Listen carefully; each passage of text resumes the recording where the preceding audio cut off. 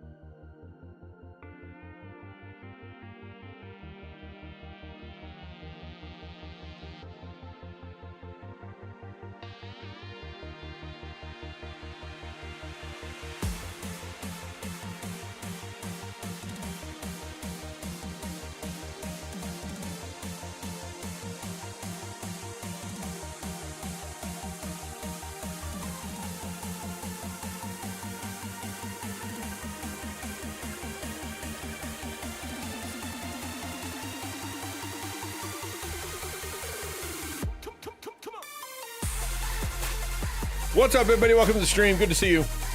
How's it working? Oh, it's not working. Bummer. What the heck? There we go. Maybe.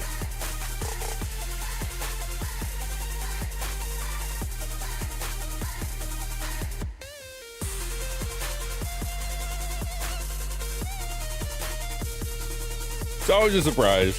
You never know.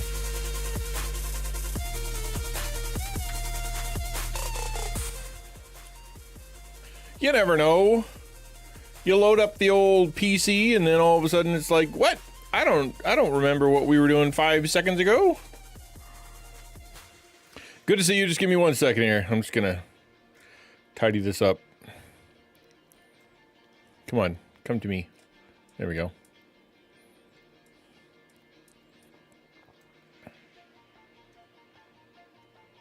There.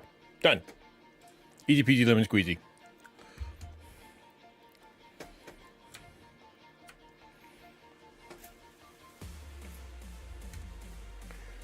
Hi, good to see you, Nurse Nerd. Hello, Quiz. I feel weird. I'm not wearing my headphones and it just feels weird. I'm going to put them on because apparently I've been using them a lot of late and now I don't know how to stream without them. So we're just going to put them on because I've had enough transitions. You know what I mean? Enough things have happened. How's Nurse Nerd today? Good to see you, Zacchaeus. Hello, Quiz. Thank you for the lurk, Hexagon. Very cool of you. Hi, 𝘼𝙧𝙬𝙖. How's Blanco today? Good to see you. Today we're gonna be doing something a little bit different. We're gonna be talking about we're gonna have a little chat, a little talky talk about boredom and entitlement. I've actually got some content today. We're actually going to spend some time talking about things and stuff and whatnot and various other things.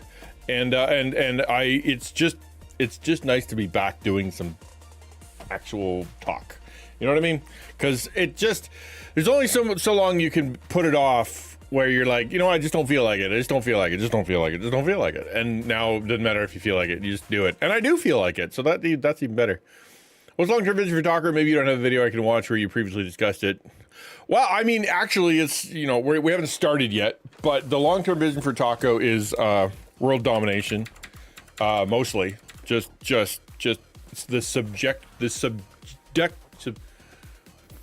subjugation. That's what I'm looking for. The subjugation of all mankind under the righteous and firm hand that is Taco. That's a long-term goal. It's a long-term goal. In the meantime, reach. that's the goal. The complete, just subject, the subjection, everybody just under our boot, our very loving boot. So actually, it's funny you say that because we just had a conversation about this just the other day. Sitting there with Ukulele. So Ukulele is the counterpart leader, and we've been talking about what is what's the thing what we're gonna do next. And both looked at each other. She's like, I don't want to think about that until after Reach. We're not even gonna. I don't want to, because Reach is a lot, right? So but there are some cool things coming. I mean, yes, support Christian content creators with training resources and community. That is always the plan. That will always be the plan. What we're doing actually as we move forward is more focusing, right? More focusing. So we're evaluating things like the Discord, right? Is the Discord serving the mission to support Christian content creators with training resources and community? Is it doing well? When it comes to the taco streams, the monthly taco streams, are those serving Christian content creators well with training resources and community? Could they be better? When it comes to me and what I'm doing. Oh, I got a Christian Ninja right in the middle of my face. Hold on. Where'd that come from?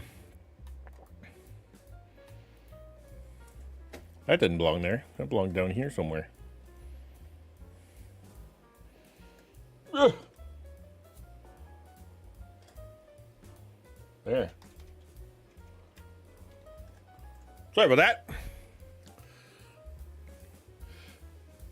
Yeah, well, the thing about a vision, right, is that generally speaking, it takes a while to clarify.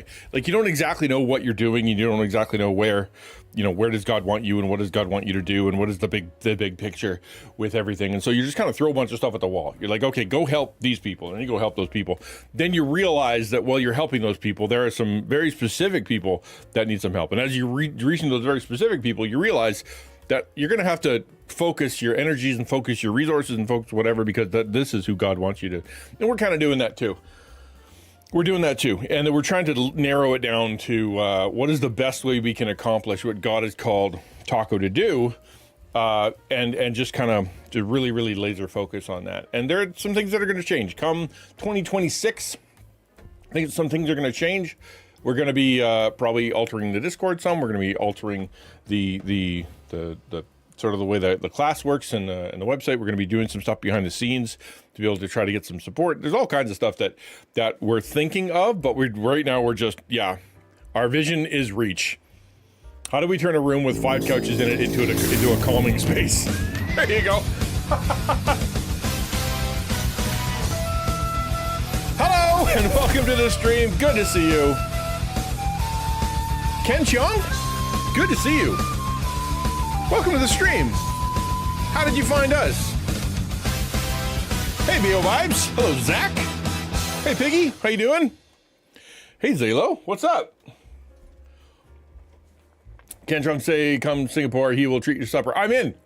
Bring it. Let's go.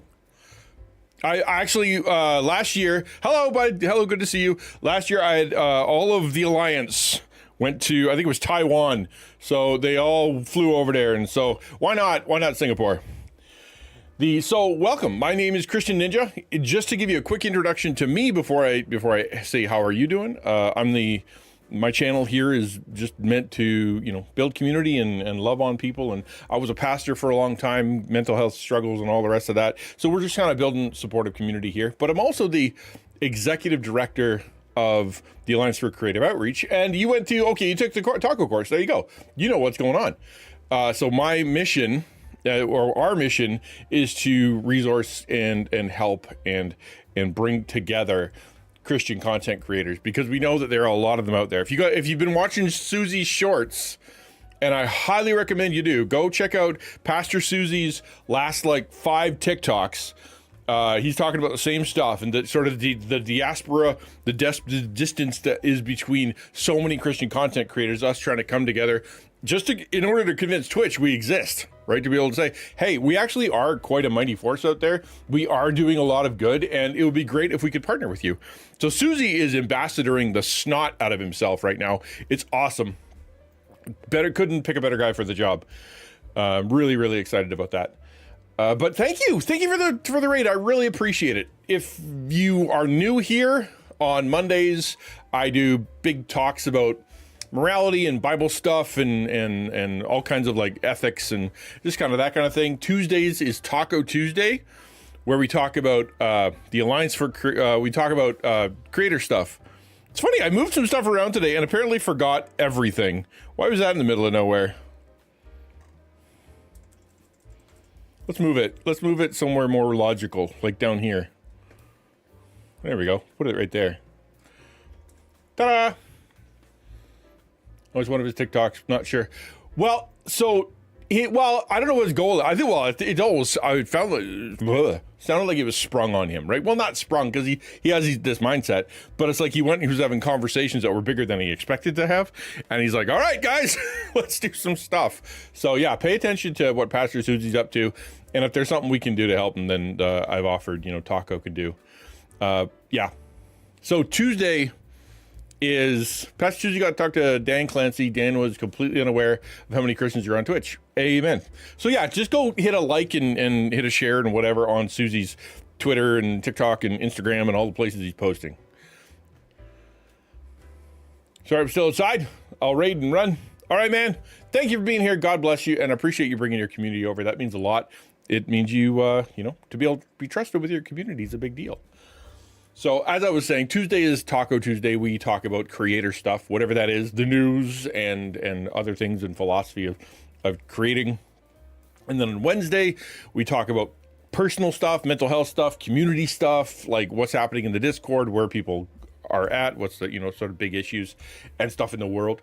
And then on Thursday, we just have some fun. I've been building Lego, actually, of late, and I've been digging it. And we've been playing Lego... what game am I playing? Oh yeah, Lego New Horizons, or Lego Horizon, and I love it. I love it. So much fun. In fact, somebody in chat went, "You should be a Lego stream," and I went, "Yeah, let's do that from now on." I'm just having a lot of fun with Lego. So yeah, then when the rest of it kind of happens in the Discord. I am an author. If you are a Christian content creator, come find us. Come talk to me. Come talk to 𝘽𝙬𝙧. Come to the Discord. You'll see those links and all that stuff in the usual places. And then come on in to ask questions and be part of it. We're going to start a class probably January, February. I don't know. We got to get through Reach before we're allowed to think about literally anything else. And so we're going to, we'll start a class. And so, yeah, it all happens in the Discord. So come be part of the Discord. Twitch has creator clubs for different minorities. Yeah, exactly. Can we be one of them? Well, if you remember, and this is forever ago, when I first started streaming, there was 20 tags in for all of Twitch. And, then they decided to say, okay, you can tag whatever you want. Or no, what did they do? They gave you a zillion tags you could choose from. And none of it was Christian stuff. None of it. There was no religion, I think, it's just like crazy that they're trying to represent minorities, and like they had everything from like furry to all sexual, every nation on earth, like just everything. And then you're like, well, you missed religion, right? And so I sent out a tweet, and a few other people are like, hey, where's that? And so quietly and without any fanfare, they snuck in the religious ones without telling anybody. And so then there was a Christian tag. And so people have been putting tags in for Christian. Now they've blown the doors open. You can put whatever you want on there, and anybody can put anything. So it's but yeah, for a long time there wasn't. And then even when they started, they weren't thinking of Christians. Didn't even cross their mind.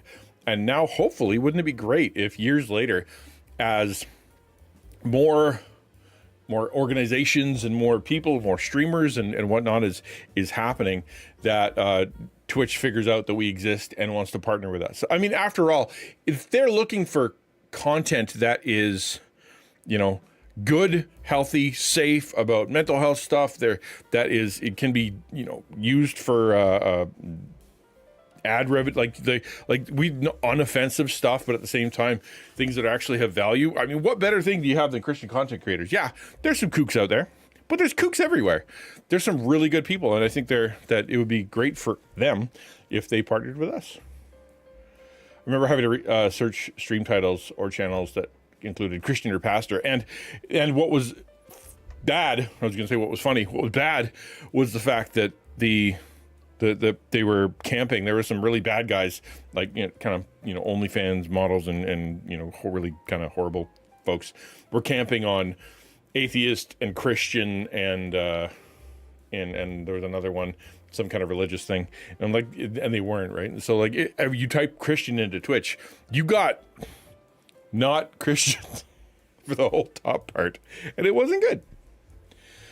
Today, yeah, as I was saying before, today we are going to be talking about boredom and entitlement. That doesn't sound super fun, but what we're going to do, we're going to react to a video, and then we're going to talk about a Psychology Today article that I found. I was looking through some stuff today about like kind of what are we going to talk about, and this one jumped out at me because I know for me, we talked about like the dopamine hits and all the rest of that stuff that we keep going for, TikTok and being such a place of ultimate distraction. And I know for me, if I get on shorts and I start flipping through shorts, man, it's like super addicting. I find hours have gone by and I don't remember anything I've done or anything I've seen. I haven't thoroughly enjoyed it or learned anything. And so therefore, I'm like, okay, that was bad. But for some reason I spent 3 hours on it. Nuts.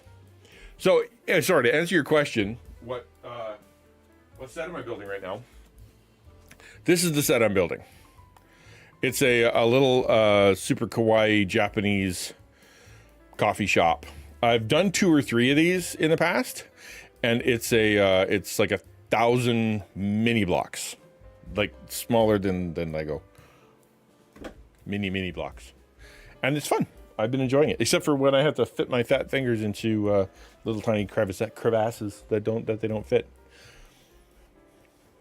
Okay, let's flip over to the actual content today. Let's see if hopefully this works. Let's go. Boop.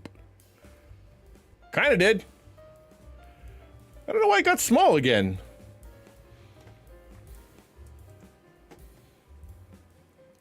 Crazy. That's crazy, man. Okay, sure. Is it the Canada flag that's causing the problem? Maybe it is. Let's move that, shall we?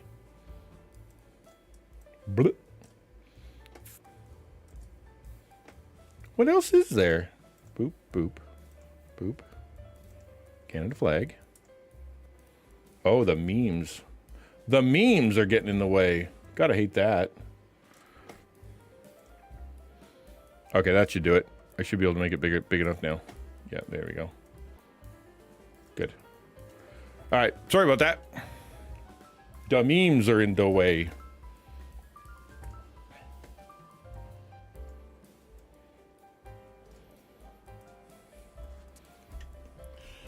What do you guys this question? Why am I always not bored? Like, just go the opposite way. Yeah, well, I mean, that kind of goes along with, is boredom an evil? right? Because some people treat boredom as though it is the worst thing. Right? Well, especially kids, right? It's like they sit there and if they don't get entertained for 5 seconds, it's like, I am bored and I want to do something, and they get fidgety. You look at a little boy and, he wants to go. And, so you're like, okay, go play outside and here's a craft and here's a thing and go do that.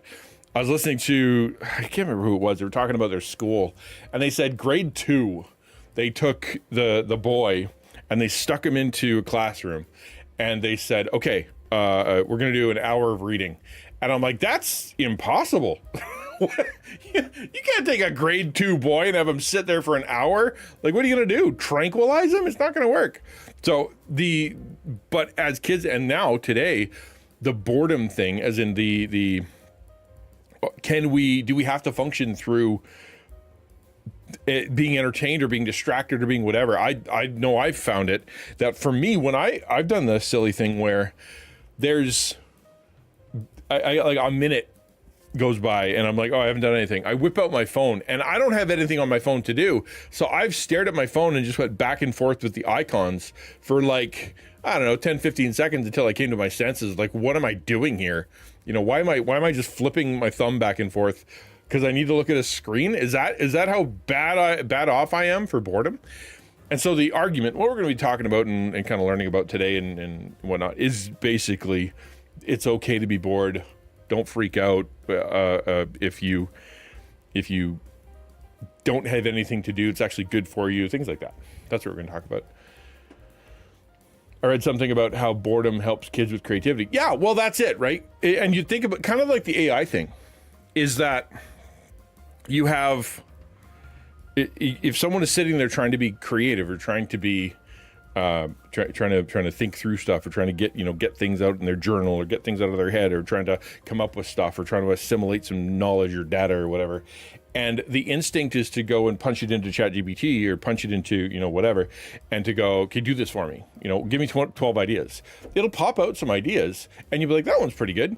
And you'll run with that. Whereas if you'd have taken the time to kind of think it through and where am I at and what are my feelings about and what am I chewing on and what's my history been and what's my life? What can I bring to the table that's uniquely me to this project?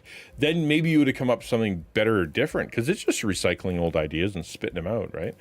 And so therefore, in the same way, if someone is out there and they are forced to kind of be with themselves and not know what to do, they're going to have to get creative, right? You put them in a room and they've got like a pencil and a pipe cleaner. And that's it, and they've got an hour. Like, if you go to a dentist office or something, there's nothing there. What's the kid going to do? They're going to find something to do, find something to assemble, find something to grab onto and create and make a paper airplane or take a ball and throw it at the wall. Do something. Now they don't have to because they just stare at their phone, but they will. They'll be creative if they have to. You were the kid? You're the reading kid? Yeah. I never read a book at all. No books. I was not a reading kid. All my kids growing up, I'm bored, was always given chores. They learned to find something to do. Yeah. Well, and they've talked about this many times of how the technology that we have is not, thank you, appreciate it. The technology that we have is not really geared for the human mind, right? We've advanced technology past what is good and helpful for us, and it ends up being, it's worked against us. Like we can we do this and can we do this and can we do this and can we do this? But the problem is the human mind isn't ready for that. Like, we're going at speeds we're not ready for. We're seeing things we're not ready for. We're seeing amounts of information we're not ready for. We are being counseled, or we're having relationships, like AI relationships and AI counseling and stuff, that our brains are not ready to compute. We have, talk about reading. Most of North America, if not all of North America, didn't read a book this year or last year. And so therefore they don't understand what's going on. So the critical thinking is out the window. Schools are busy as heck, and they're not teaching logic or rhetoric, and they're not teaching how to think. They're just kind of spitting out stuff and how do you pass a test? And even then we got to get you out of here, because you got to go, make some money, build that economy. And so you end up with people who can't think critically, who aren't thinking very much at all, who don't import new information. And now everything is so easy and so accessible and so extreme that their brain just can't handle it. right? Like the human mind, just sexuality, right? They like I need to go find a mate. And back not that long ago, it was, well, I better clean up my act, and I better, figure out a job, and I better figure out how to do stuff because I got to go find some, I got to impress somebody. And so you go out there and you have to clean yourself up and figure yourself out for the sake of that. Well, now the laziness of the human mind is like, well, I don't have to do that. I can generally get that feeling or get that emotion or get that, whatever, through the internet. I can get it through the internet. And if I feel as though, I have guilt, I can assuage that with drugs, legal drugs. I can get rid of the guilt and get rid of the shame and get rid of the anguish, get rid of the anxiety. I can do that with drugs, and then now I'm a mess because modern society has allowed me to be able to just kind of quell that natural instinct, that natural drive towards self-embetterment. And you just don't do it anymore. There's a lot of guys who are caught up in that. It's sad to see, but it's the truth. And I think part of that coming back around is this idea of boredom and entitlement. If we live in a world that people always have to be entertained, and they never want to take time to think, they never want to take time to meditate, they never want to take time to process or create or sit or enjoy or bask in, then you're going to have very shallow people. And then entitlement, if everything is immediate and you're being told all the time that you deserve it and you're worth it and you should get it and, you're the center. I always think of the Christmas commercials that come out, and you'll see them come soon. Half of them now are, you're buying presents for people, but you deserve something too. Buy yourself a nice thing. And it's crazy to me that it used to be buy this for your mom, buy this for your dad, buy this for your friend, like that they're going to love you if you do this. But it's just like, you should buy yourself some stuff. You deserve stuff. You should. That's what you should be doing is getting yourself things as long as you're out there. And it ends up being completely sort of, I'm entitled to good things because I did a nice thing for someone. And if that's the way the world is, we're going to have some really yucky people. Too many things happening to talk about, but there's some Bible study to make better. All right, rock and roll. Let's jump into it. So I wanted to start, we are going to get into the video, but I want to start with two scriptures that I think are key to kind of processing the idea of entitlement and boredom, right? But for that, let's, what do you have to say in comment? I'm happy to pause anytime. Before I jump in here, let's see what chat has to say. To push back on that, God has made every technology possible, and thus its proper application is moral and common grace good. Saying that an unknown tech is inherently adverse to humans naturally is a Darwinist evolutionary view where our species is fragile and accidental. Our job in this generation should be to find the righteous Christian way to utilize AI. Disagree. And I get what you're saying in that technology is not inherently immoral or moral. Technology is merely a tool. It's how you use it. However, humans have proven that we will use technology to make our lives, while trying to make our lives easier, we make our lives worse. And the best example I can think of is food, right? So God provides food. God gives us beets and eggs and carrots, whatever food. God gives you food. And then we take that same beet and we take that same plant and we take that same whatever and we suck all of the nutrients out of it and we create refined sugar, right? Refined sugar, which has almost no nutritional benefit, right? God has provided the technology to farm and to fertilize and to irrigate and to gather and to spread and to, put them all in trucks and grocery stores. And, that's an amazing gift.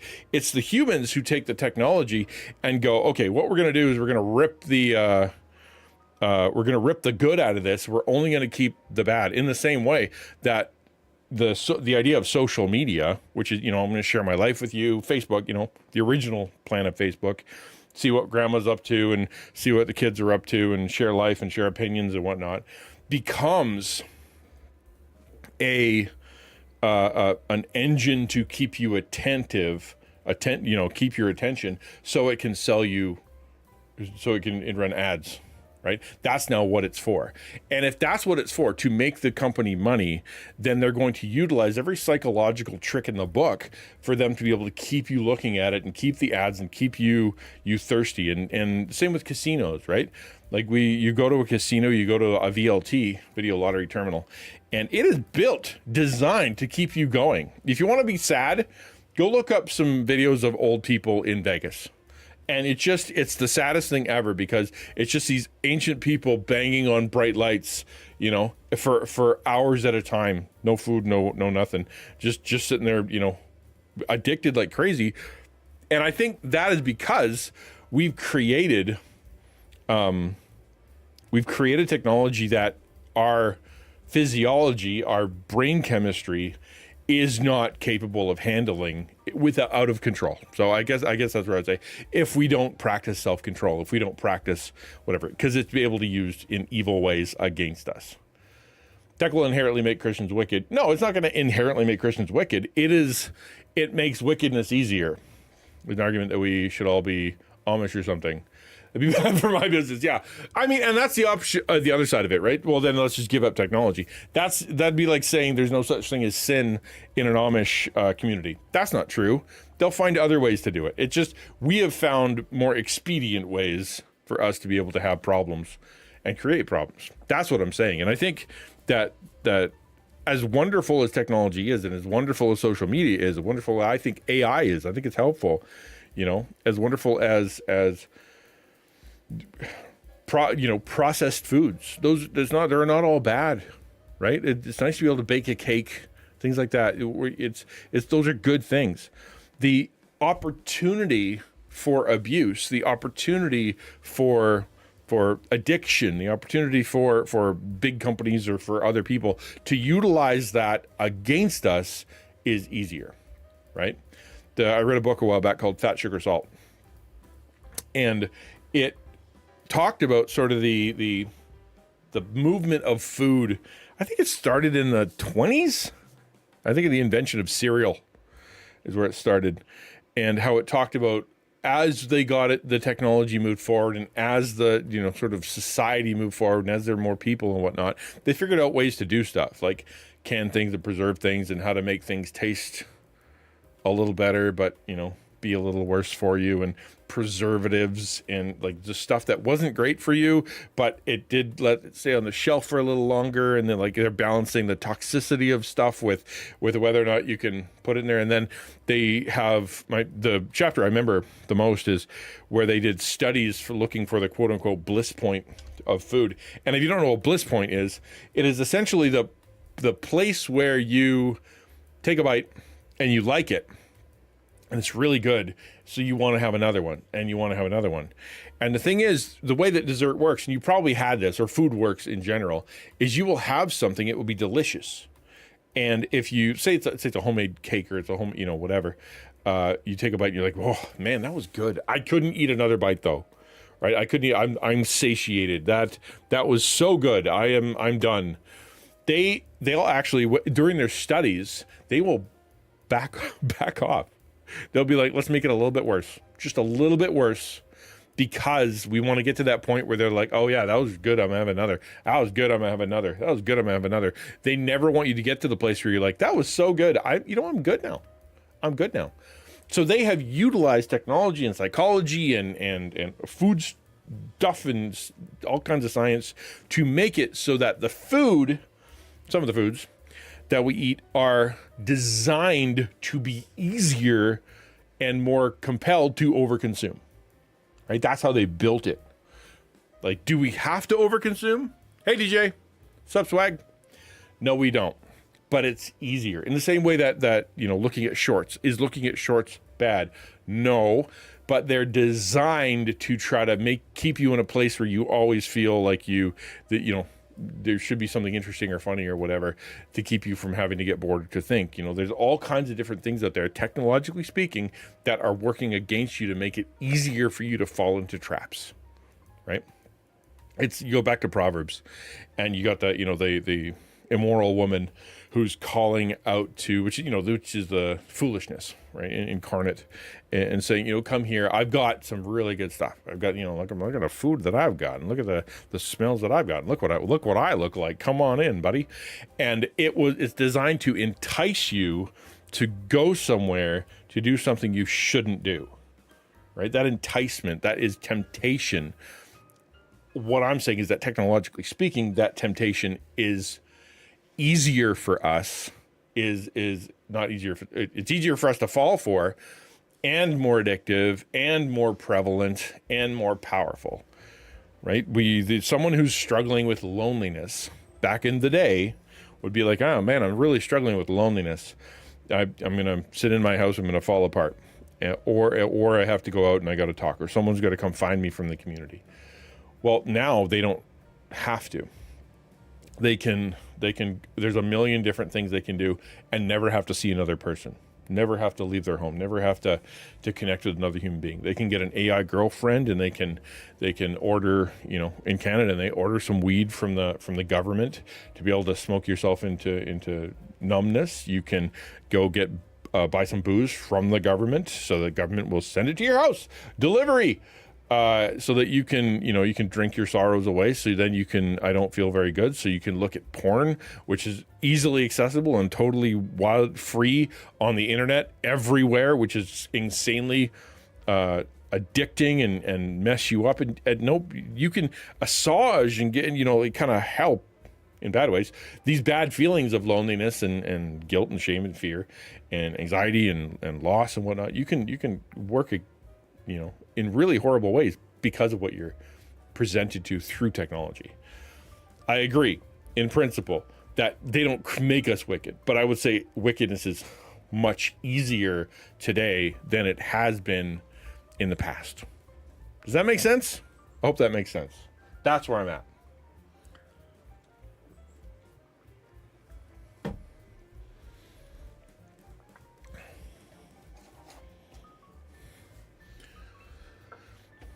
All right. So before I'm going to jump into the next partner. Hey, DJ. But before that, I want to make sure that I check with chat. Well, I appreciate the challenge. I love having these conversations. I appreciate the clarification. Okay, there's two scriptures I want to talk about just quick before we jump into the boredom video and the entitlement article. The first one is Philippians 4. This is Paul. He's sitting in a prison. He is writing to his favorite church. Are we allowed to say that? Church full of people that really love him, who have heard that when he went to Rome, he got arrested. Like, hey, look, it's Paul. Put him in jail. And he's been in jail now for, a year, 2 years kind of thing, and no idea when he's going to get out. He's waiting to see the ruler, but who knows when that's going to happen. And so they're freaking out. They're like, well, the church is going to fall apart. The missionary is going to fall apart. Nothing's going to work. Paul's going to get killed. We don't know what to do. We don't have it. And so they're freaking out. So Paul learns about this as the Philippians find out, and they send him a letter or send him an envoy. And Paul responds, and he says, guys, it's not as bad as you think. In fact, God's doing amazing things that couldn't have happened if it wasn't for the fact that I was in here. I'm able to, evangelize people I wouldn't have been able to evangelize, people who wouldn't have had to step up or stepping up. Like, God is doing some really cool stuff, so don't panic. And so at the end here, near the end of the book, he says, I rejoiced in the Lord greatly that now at length you have revived your concern for me. Right? In other words, I'm glad you guys are worried about me. Thank you for thinking of me. You guys are the best. When it comes down to it, I always know the Philippian church has my back. You were indeed concerned for me, but you had no opportunity. In other words, they're really far away, and they can't just UPS some care packages. It's harder to do back then. Not that I'm speaking of being in need, right? He wants to make sure he's saying, I'm not asking you guys for money. I'm not asking you to send me a bunch of stuff. Like I'm actually doing okay because I have been cared for. Back in the day when you were in that prison, he was in a prison that was a nicer one. He wasn't stuck in a hole. He was in a home, and more or less attended to by Roman soldiers. He wasn't allowed to go anywhere. He was tied to one. And so therefore he couldn't just leave. And those had to be paid for by somebody, right? Like the rent had to be paid, his food had to be paid for, and the church was taking care of him. So he's like, I'm not in need. Like I'm not freaking out. It's not as bad as you think it might be. And it's not just because he's taken care of. The big thing is he has learned, for I have learned in whatever situation I am to be content, right? To be content. I know how to be brought low, and I know how to abound in any and every circumstance. I have learned the secret of facing plenty and hunger, abundance and need. I can do all things through him who strengthens me. In other words, the reason I can navigate this world, the bad stuff, the lack, the fear, the shipwrecks and all the rest of that stuff, is because I've learned that in the low situations, how to be content with what I have.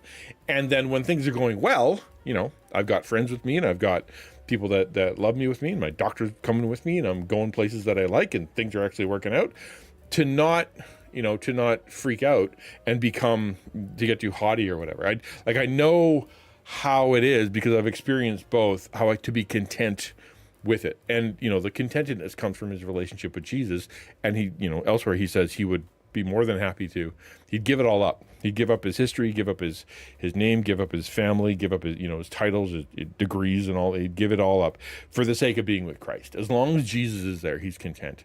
And so here he's saying the same thing to these guys that are kind of panicking, going, as long as I've figured out contentedness, the rest of it won't be an issue. And I think I wanted to start with this, with our boredom and entitlement talk, to be able to say that the boredom, I guess by definition, is a sense of discontentment. Entitlement kind of is too, right? Like that should be mine, and I deserve it. I won't be content until I have it.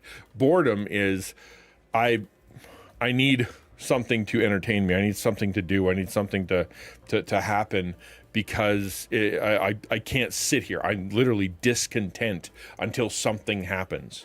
So you can almost change the verse to be like, I know what it is to be bored and I know what it is to be entertained, right? In any and every circumstance, I learned the secret of facing just a ton of fun and being bored out of my mind, stuck in a room with nothing to do. I figured it out.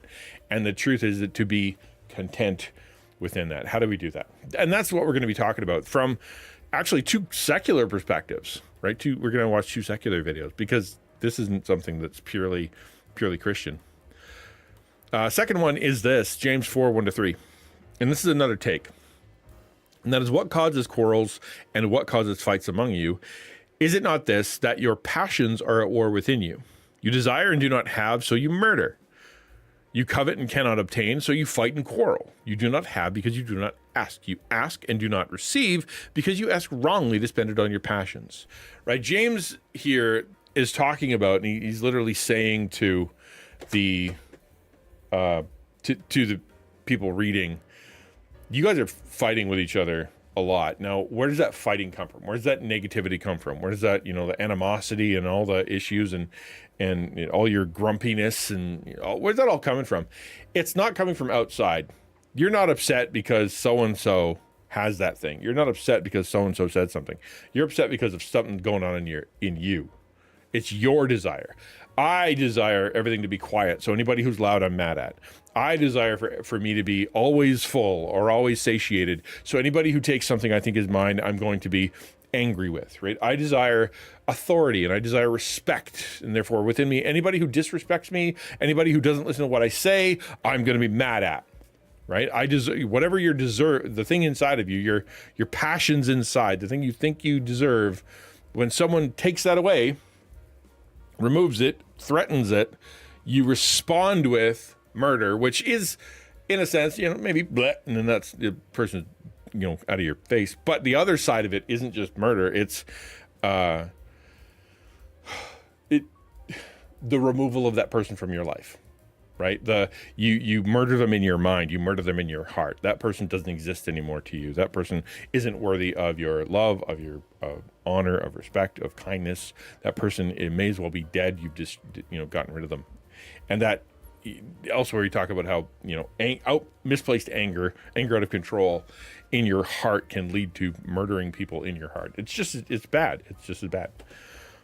You covet. In other words, you are upset with each other and you want what each other have, so you fight and quarrel about it. That's mine, that's mine, that's mine, that's mine. How come you have it? Or it should be mine.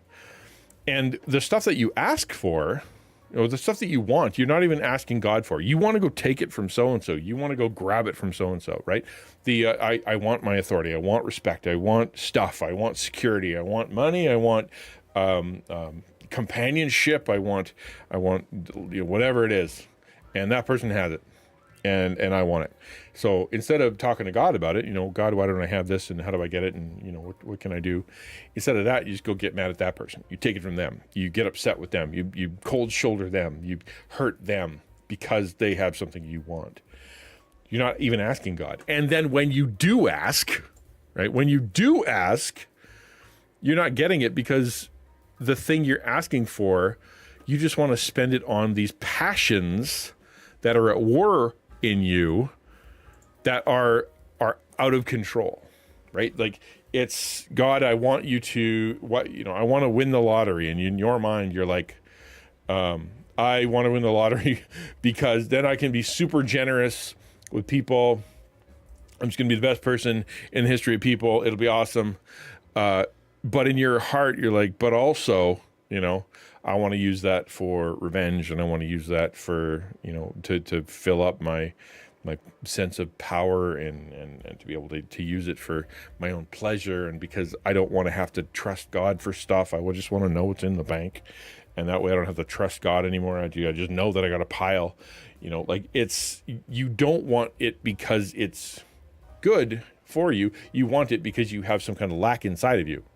Right? There's something inside of you that is desiring it to happen, and you do not want you don't care what happens to you, to your soul, your relationship with God. You just want that thing to happen. And God's like, well, I'm not going to give it to you because you're going to get in trouble. You're going to hurt yourself.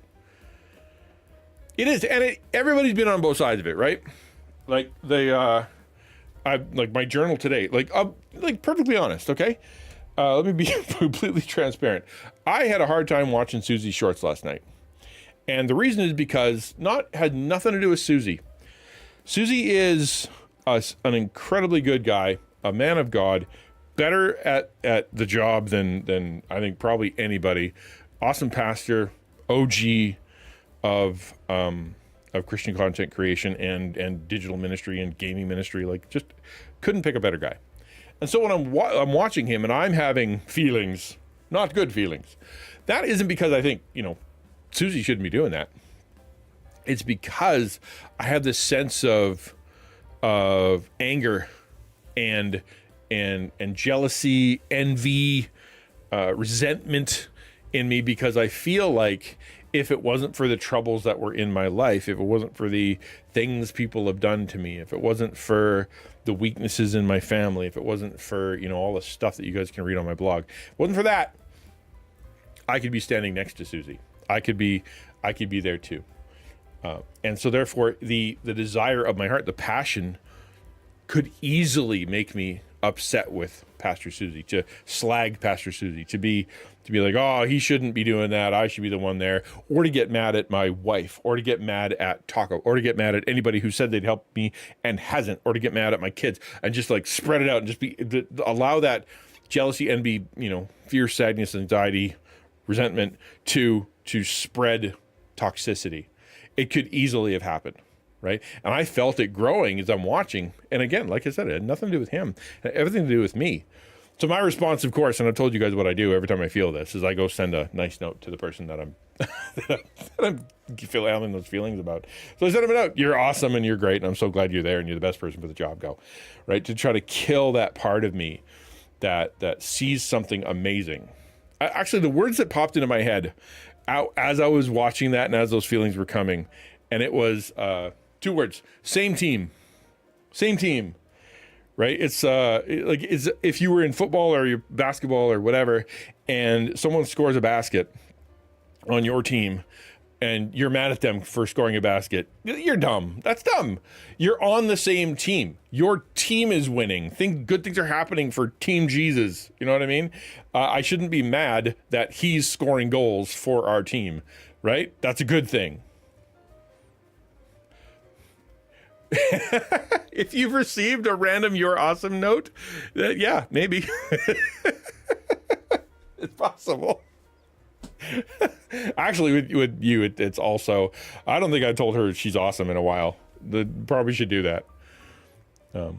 Yeah, well, that's it, right? Is that I know for me that it's an issue, and I have to keep trying to fight it. I really do. I really do. Well, do something. Dance, monkey. I want to see it. Yeah. So it's same team, man. We're all on the same team, and that's what I try to teach in the class, and I try to teach the small creators too, right? And that is, don't be jealous of any other creator. They're not taking your audience. God has given you an audience, and if you're not supposed to have an audience, God, you won't have one. No matter what you have. And there's 1 billion people, or 7 billion people on the planet or something, and there's 3 billion gamers, and there's 1 billion Christians. Like they're not taking your, that guy who has 75 viewers or whatever isn't taking your audience. It's same team.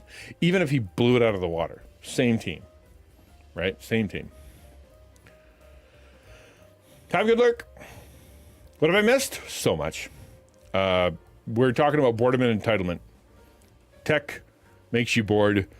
Contentment is the solution. TLDR. Okay. Let's jump into the next part here. Let's grab this is a video called "Why You Can't Enjoy Anything" and how TikTok is ruining your life. And so I'm going to sit down, and we'll get started on this thing. I watched the first part of it. I like reacting to the videos without having to see them, but I've learned to watch a little bit of it to make sure that it's cool. TLDR, too long didn't read. Too long didn't read. So I'm going to hit pause, and I'm going to hit play and make sure that you guys actually have audio. Go. Today, we're going to talk about how TikTok is not trying to entertain you, it's trying to keep you bored. And TikTok was the big pioneer behind this, but now basically all the other platforms have jumped on board. And if we want to understand why we feel bored so much and how to feel less bored, we have to understand exactly what these apps are doing to our brain. So let's start with the basics. First, just a quick pause from me. And that is, it's something I've been thinking about a little bit lately, and that is to stop blaming our brain and chemistry for all the things.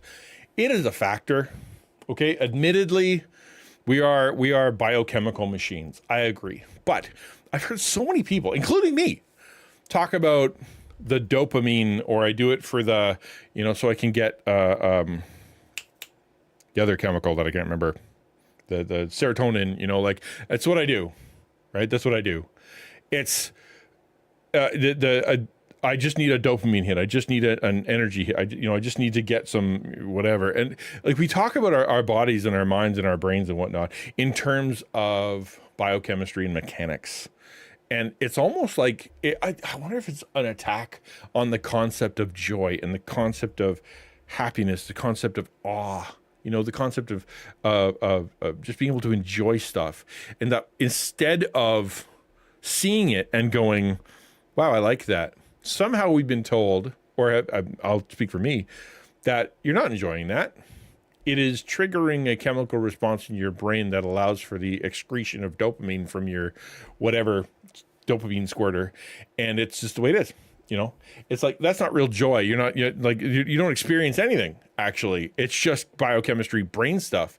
And I wonder if that disconnects us from the experiences. Just the way that we process it. I don't know. Just my thought. He's only going to talk about brain stuff and sort of psychology stuff, but I just want to recognize that yes, well, it's true that we are biochemical machines. Let's be okay with just saying I like it. You know what I mean? I think it's good. It really made me happy. I think that can be just plenty. That can be just plenty without minimizing the impact or the, I don't know. You know what I mean? You know what I mean. The volume needs to go down a little bit. I'll bring it down a little bit.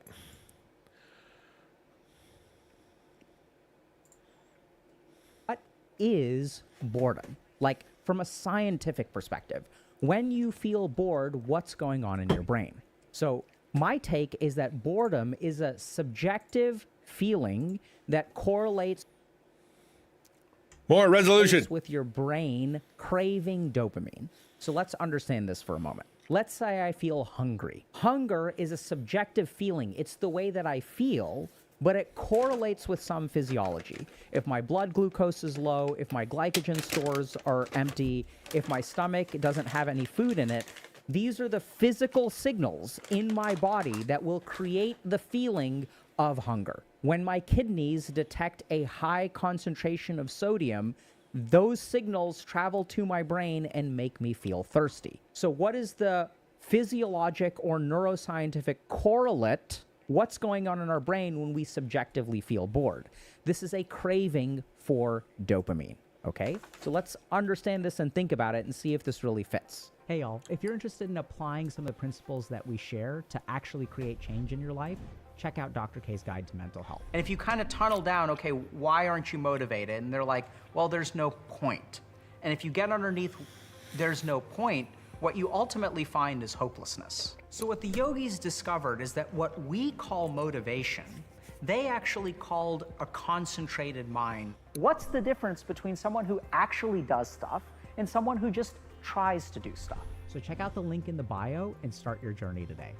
So when I feel bored, what do? This is a feeling that causes me to engage in a behavior, right? So I pull out my phone, I use a device, something like that. I want to do something to no longer feel bored. So then I give in to this behavioral drive, right? And then I pull out my phone, then my brain gets dopamine, and now I no longer feel bored. I don't feel great. I don't feel like I'm using my time well, but that subjective, intense feeling of boredom goes away.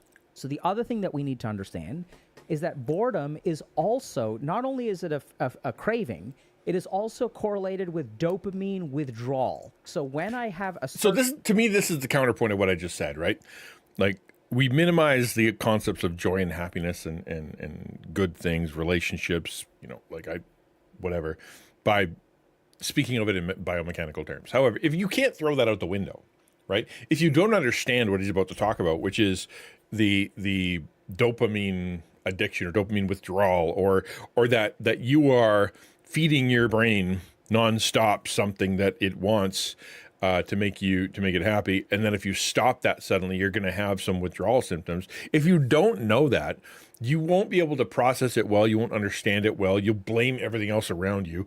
You'll blame other people. You'll blame the world. You'll blame society. You'll blame social media. You'll blame, whatever, and not realize that you have reprogrammed your brain, and your brain, the computer that is your brain, can be programmed back or helped back to a place where you can find joy in simpler things. I do think it's valuable to think this stuff, like to understand the chemistry, but I also think that there's a danger in only thinking that way. Because we are heart, soul, mind, and strength as human beings. Heart, we're emotional creatures. Soul, we are spiritual creatures.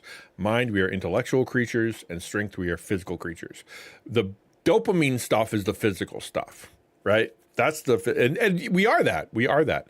However, there is a spiritual component to this as well, right? Like, why do you need to be entertained? Why do you need, why are you bored? Where are you right now? What should you be doing? What is your goal in life? What is God's purpose for you? What are your gifts?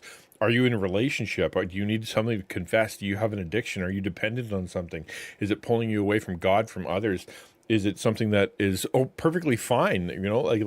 It's okay for you to pull that thing out right now, and there shouldn't be guilt. Right? There's a spiritual component. Right? There's an emotional component too. Why do I feel how I feel? What emotion am I trying to cover up when it comes to this thing? Every time I am quiet, I feel bad about myself. I feel bad about life. I feel bad about my decisions. I feel bad about my place. And so therefore I just need some noise. So I'm going to turn on Netflix. I'm going to turn on the radio. I'm going to turn on podcasts. I'm going to turn on my shorts and, and that way I can kind of drown it out. That's emotional. You're trying to crush your emotions under the weight of entertainment. We are a multitudinous, multifaceted creature. We're not just one thing. I'm thankful for the talk about the one thing, and I think it's helpful, but we're not just one thing.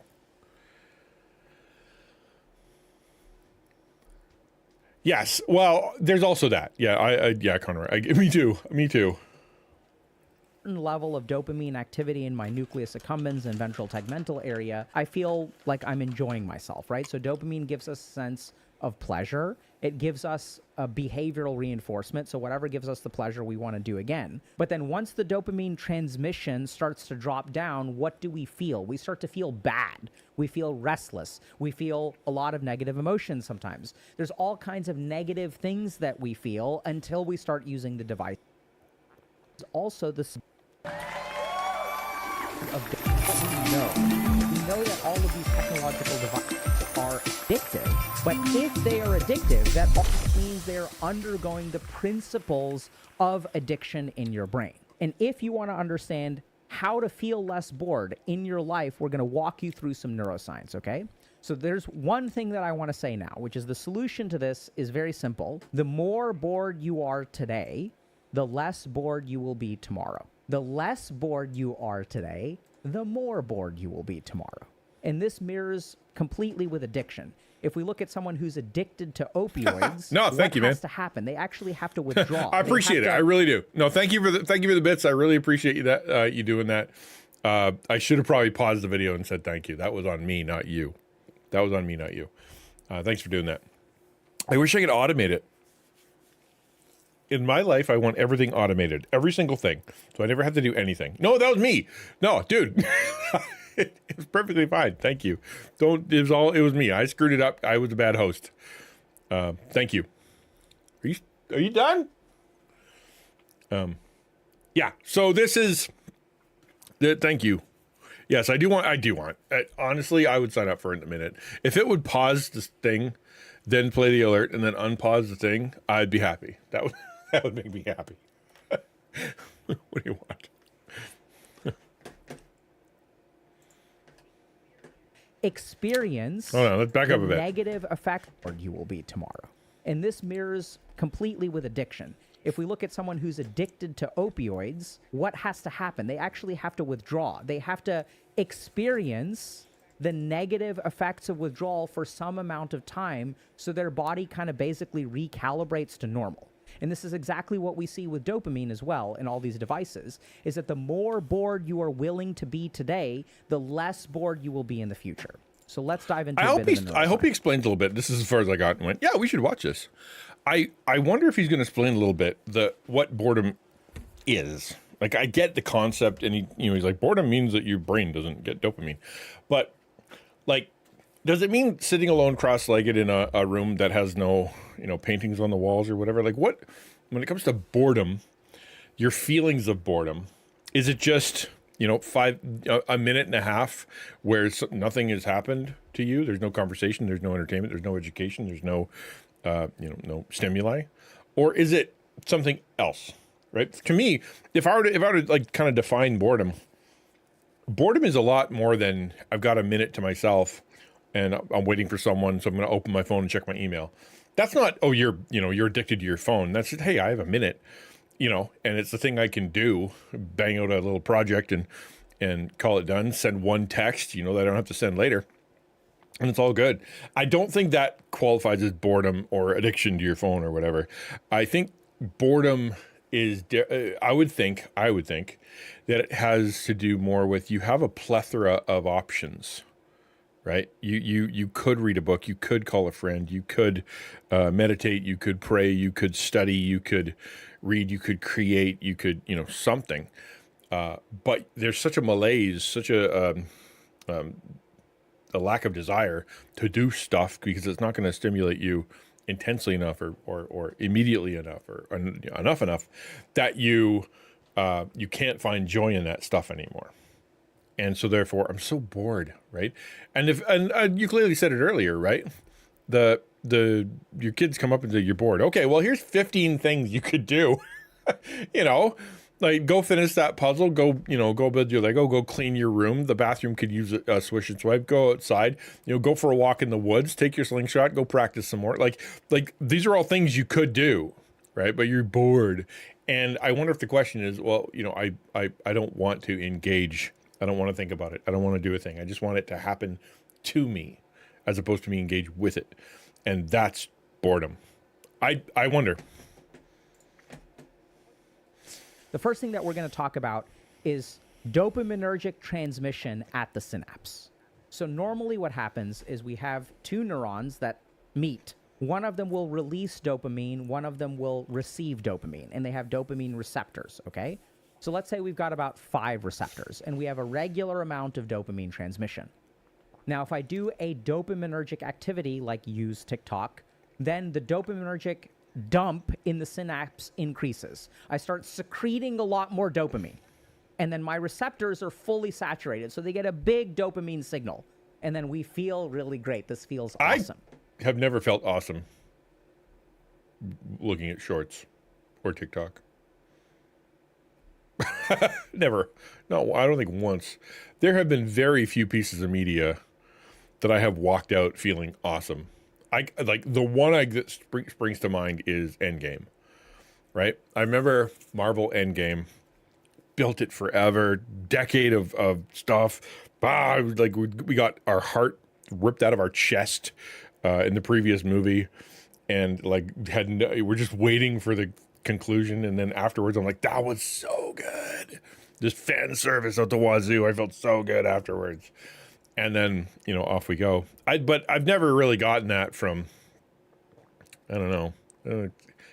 Can't think of a really good, I mean, I've seen some funny videos. I've seen some, hey, you should see that. That's kind of cool. But he's just like talking about how just awesome it is. I think it's more along the lines of I feel better than I did before. It's plus 10 in the 100 category. Why is it difficult to get excited, eager into a habit if I wake up and I really want to see what happens next in the book I'm reading, that kind of thing? Oh, I think the issue is, I don't know if he's going to talk about it, but I think is there are people out there who can, like, for them, it's like, man, I can't wait to get back to that book. I want to read it some more. And for them, that's just like the world, the dishes pile up, the friends don't get called, they don't sleep. For them, that's really, really cool. I really want to keep reading that book. I want to know more because that's what's giving them the biggest hit, the, dopamine hit right now. I wonder if it's because if you have a plethora, just like a ton of options, your brain's going to naturally go to the easiest one. Right? Like if I went and built a cabinet and then shared it with my friend and went, look, I built a cabinet, and him going, wow, that's a great cabinet. I'd feel a hit of joy, dopamine, I'd be good. But getting to that point is really hard, right? Getting to that point is really hard. If I go and edit a video for 20 hours and I put it on to the internet and I get, like 5-10 comments of how helpful it was. Dopamine hit. I really like that. But that's a lot of hours to try to put into it. A book in the same way. If I really like the book, but I'm going to have the few pages before that before it hits me with something. Whereas the immediacy and the intensity of whatever the other thing is, whether it be TikTok or porn or sugar or raging or, whatever your favorite video game is, spicy food, that kind of thing. I know that's going to work. If I go and I suck down a bag of chips, I'm going to, feel something. It's just easier. And I think we're just going to take the path of least resistance as often as we possibly can. But our body does something that really, really is unfortunate, which is that it develops tolerance.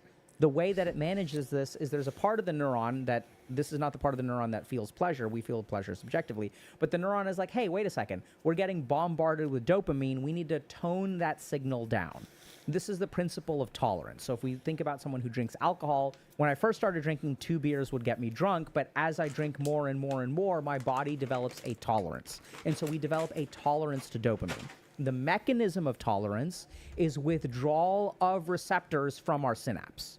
So whereas we used to have 5 receptors, now we only have 2. And if the number of receptors is lower, the total amount of dopamine signal that we can get actually drops because we don't have space for all of that dopamine that TikTok is dumping in. The goal of the synapse is to keep our dopamine at an even level. Now, this creates a big problem because unless we are bombarding our synapse with dopamine, now the dopamine signal is going to be effectively too low. So even... I just realized you guys are way behind.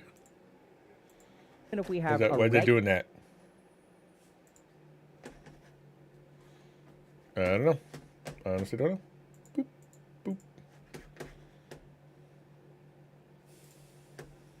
regular amount of dopamine for something like reading a book, or my favorite is watching a TV show. And the TV show, even though it's a show that you want to watch, you pull out your phone in the middle of the TV show. Like, what the hell is going on there, right? And it's not like you're really enjoying being on your phone, enjoying the TV show. It's like you're kind of half doing both, and like, what is going on in your brain? Yeah. That's because your brain is craving that dopamine.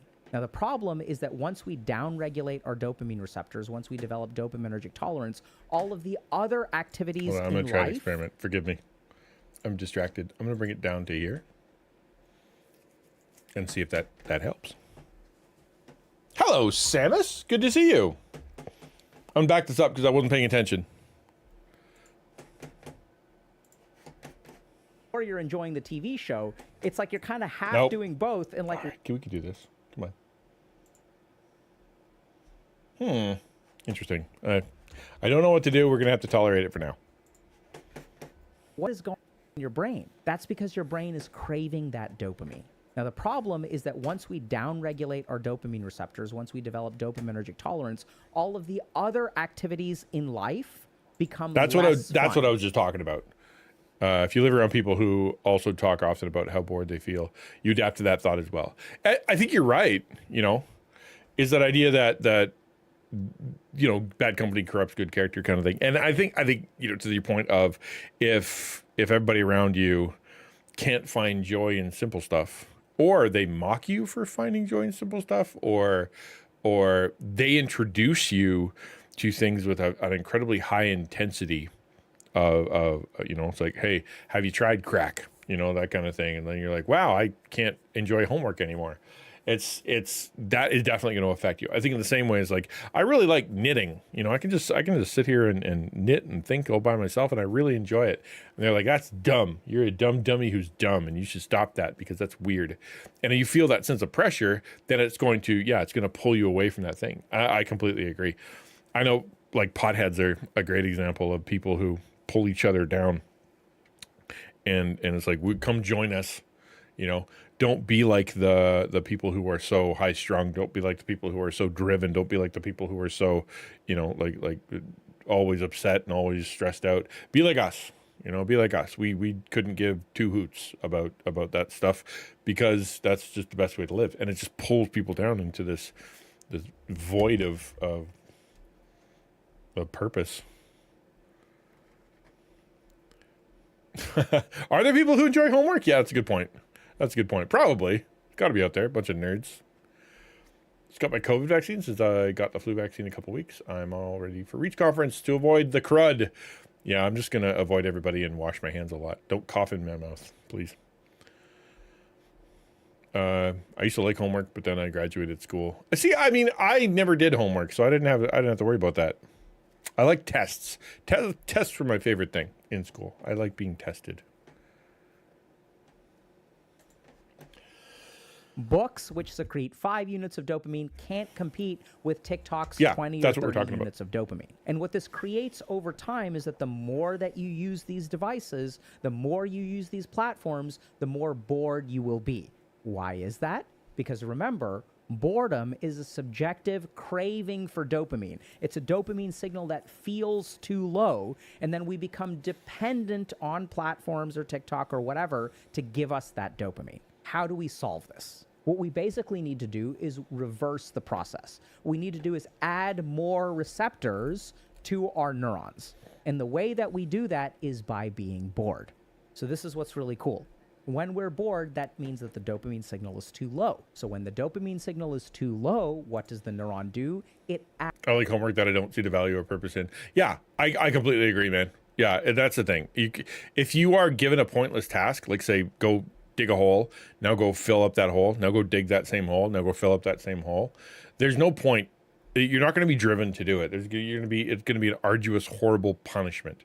However, if you're sent out to dig post holes so that you can like save your farm and help your animals or help a village or prevent an attack or something like that, you're going to have a lot more enjoyment because there's a big purpose behind it. Right? Same activity, digging a hole, but one of them is utterly pointless and the other one has purpose, and that's the one that you can enjoy. Yeah, for sure. And you're right, it's not really rocket science. It's just something that you need to, if you don't know and you haven't thought about, or for that matter, you haven't thought about in a little while, and you're like, why can't I enjoy anything anymore? And this is the video that helps you go, oh right, that, you know.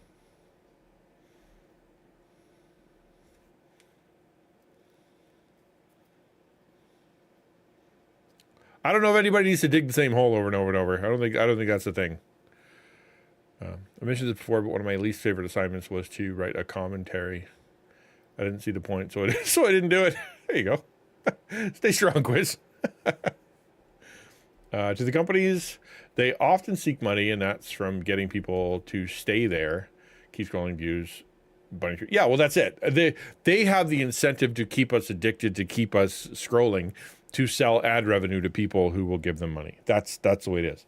And I honestly, I said this last week, and I'm like, I honestly think that I think advertising campaign companies should take a real good look at TikTok and YouTube and Instagram, because I have the sneaking suspicion they're all lying about the effectiveness of their ads, because they will say your ad was seen by 1 million people, but was it? You know what I mean? Was it seen by 1 million people? Because they skipped it, or they blocked it, or they ignored it completely. Like that. Like if Ford gives $1 zillion to YouTube so that they can show a Ford commercial, how many people have watched that commercial? Like, if you really think about it, how many sat down and watched that commercial and went, look, it's a Ford commercial, I want to pay attention to this for now?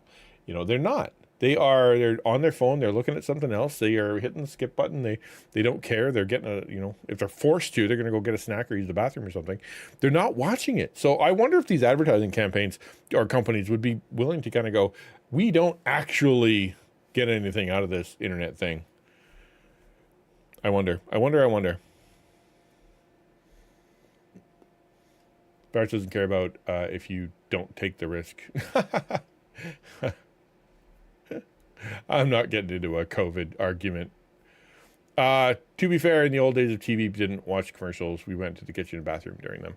Yes, that's true. I think I agree. They would do studies, though. You know, have you heard about this company? Have you heard about this product? And have you heard about this? Do you know this tagline kind of thing? I'd like to see one of those. Algorithms that purposefully look deep into how people see trending, traffic hours, content relevance, tolerance, falling back in something that doesn't work, strategies based on decades of research. Yeah, and psychological research, like the VLT thing, where you you play, win, play, win, play, win, win. That where they figured out how to keep you pumping your money in.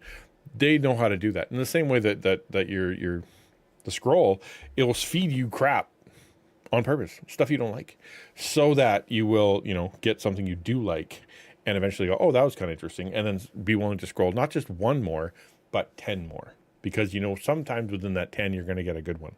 That's a big deal. And if you on YouTube, I swear I get an ad every other or every third, right? It's ad, video, ad, video, ad, video, ad. So therefore, it's, if I'm to get to the 10 to get a good one, I have to scroll through a lot of ads. We should make a deal with the ad companies that they can broadcast it, but we shouldn't be forced to receive it. I mean, would you like to be spammed in your email inbox? I think, well, there is a certain, on the internet anyway, like you can go to Google and you can tell it your preferences. I, as a streamer, as someone who would want ads on my website, say, I can tell it what ads it can show on my website, and you can kind of steer the YouTube and the Google and whatever ads to your preferences, and the algorithm's supposed to help with that kind of stuff too, to kind of give you stuff that you actually want to buy or might want to buy. You know what I mean? But it doesn't seem to know what I want, because it's selling me everything from it's just everything. It sells me everything, and I don't want any of it.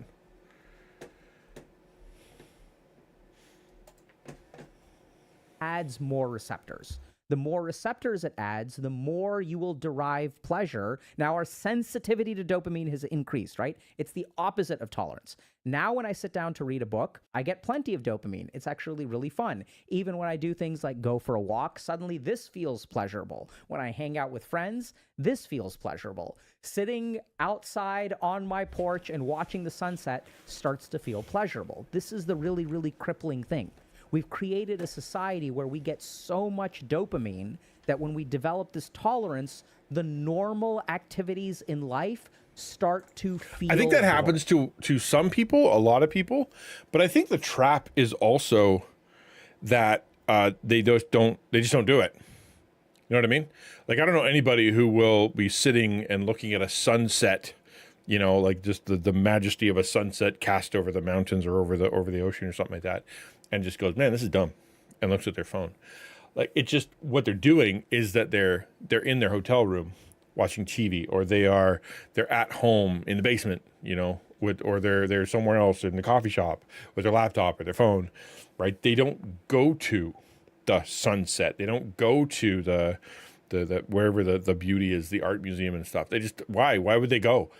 They don't need to. They can get that same feeling at home, right? And so I think, not that I'm disagreeing with him in a sense, but more along that you wouldn't get joy out of a sunset, but more along the lines is you don't feel like you need to go see one.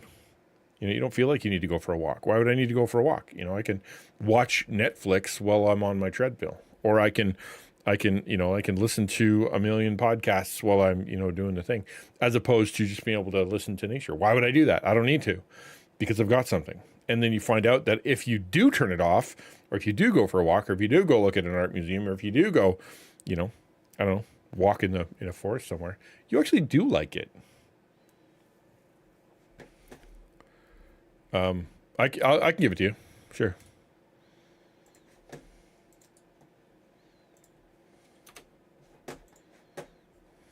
So what we want to do is reverse this dopamine tolerance. Then what'll happen is we'll start to recruit this principle called dopaminergic flexibility. So as our dopamine sensitivity increases, we start to get something really cool, which is something called dopaminergic flexibility. And this means we become more flexible around which activities secrete dopamine. So if you're spending a lot of time on your phone or on TikTok or whatever, the number of activities that you will find pleasurable actually decreases. Our dopaminergic circuits are not flexible. It's basically TikTok or video games or porn or marijuana or whatever. That's the only thing that works. But as our dopaminergic flexibility increases, we will find that we can enjoy all kinds of different things, which we've already talked about. So that's one of the key principles here. So what we want to do is basically be as bored as possible for a period of time. And that boredom is literally our brain upregulating our dopaminergic receptors, and we will have more fun in the future. There's one last thing that we want to be a little bit careful about. He said that like you could just go do that. Hey, Dharmadam, good to see you. Thanks for the follow. Like, that's not easy, what he just said. Like, that you can just go out and and just decide to be bored. That's really hard, right? That's really hard. I would like to hear more. I appreciate that. Yeah, we're just kind of figuring out. We're talking about boredom and dopamine, and then we're going to talk about entitlement in a minute too, which is similar. It's just like, what does he mean? Go sit in a room cross-legged and close your eyes for 4 days? Like, I don't know what he means. Which is that when we are bored, there's another mechanism in our brain that is going to activate, which is that we are going to get a hyperactivation of our limbic system and amygdala. The other effect that TikTok and these platforms have is by suppressing our emotions. And so when I add an emotional suppressor to my system, when I take that suppressor away, there's a rebound level of negative emotion. So when I'm suppressing my anxiety through drinking or TikTok or whatever, when I stop using that app, I will have a rebound anxiety. I'll feel a ton of intense anxiety. And when I work with people, this is kind of what I tell them. The more anxiety you let come up, this is all dormant anxiety that's been stored and packed away. it's not going to feel that way forever. As you experience a lot of that anxiety or a lot of that depression when you start to feel bored, right? Because we don't feel good emotionally when we're bored. We're kind of looking for something to do. All of this stuff will basically, hopefully, fingers crossed, balance out. If it doesn't, you should absolutely go see a medical professional, go see a psychiatrist, go see a therapist, because there could be an underlying disorder. But this is the last thing that I wanted to tell y'all is when you're dealing with this boredom, be prepared for an upsurge of negative emotions that should ideally taper down in about a week. So if you want to start enjoying life, if you want to be less bored, you need to start being more bored. So that, I think I agree with him in principle, but that idea of the explosion of feeling that you're going to be getting, that's, yeah, for sure. That's going to happen. You have, but what I would phrase it this way, and I have phrased it this way many times, and that is those emotions are going to leak out, and those emotions are going to be expressed. That anger that you're carrying with you that you don't think is actually affecting anybody is going to, or is already, and you don't notice. Same thing with the anxiety that you've decided to pretend isn't there, or the shame, the fear, the guilt, any of that kind of stuff that you've kind of been like, I'm not going to feel that. Regret. It will come out.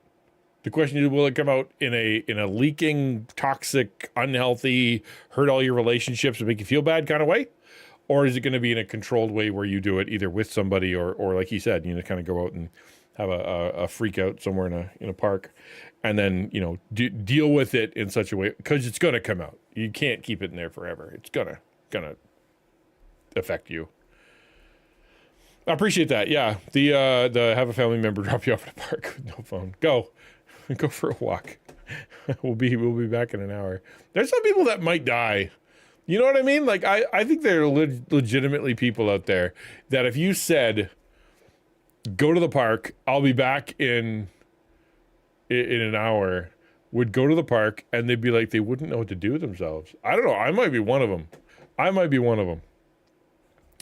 All right, we're going to jump into the next thing here. But what I want to do first is just kind of ask you the question about, does anybody have anything they want to say or share or comment or anything about what we just watched? And if not, I'm going to make the transition now to the other thing, which is I think it's connected.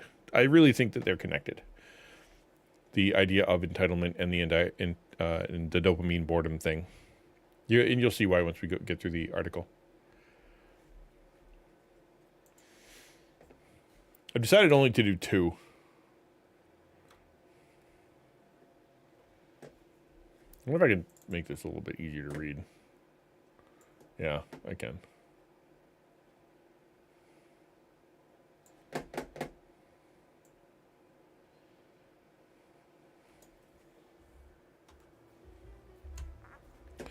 Okay.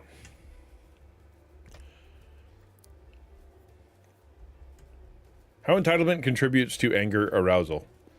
Why do you get so upset, right? When your entitlement is triggered. Every time I had to wait for a ride after school programs, I learned to be just okay not doing anything. You learn, yeah, I agree, and that's what he's saying, right? You will adapt. You will adapt. The question is, will you take the time to adapt? Same thing with like food, right? If you are always on intense fat, sugar, salt, really heavy stuff, that your food's gonna not be super great for a while until your taste buds and your everything kind of comes around to being able to enjoy fruit and vegetables and meat and things like that. But for a while, you're gonna be like, ugh, I don't like this stuff. But then eventually you'll be like, wow, peanut butter and pretty great, whereas before it was like you couldn't care less. Okay, let's talk about entitlement. Unless you think this is, I'm trying to think, because I'm a little torn between, do we do one thing or do we do 2 things? Because I feel like we haven't done enough, and me jumping into Minecraft a little early, and this is something we could talk about. I'm gonna, I'm gonna put a poll in chat now that I think about it. Because I want your guys' opinion.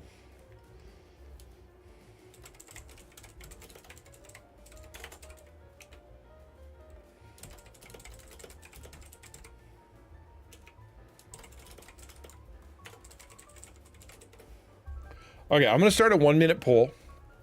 A 1-minute poll.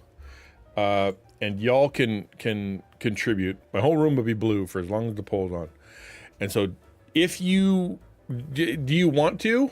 Are you curious about what's going to happen? Or are you like, you know what? We just did like a full hour of talking about something. Let's just jump into something else, because that's more than enough. Because I'm on the fence. I'm on the fence between either we should only do one thing per stream, because otherwise we'll just forget about the other stuff, or we can kind of keep going because we got a few more hours to kill, and so we should do something of value. So I'll let you guys vote. Up to you. Only a minute though, so if you want to do it, you got to do it.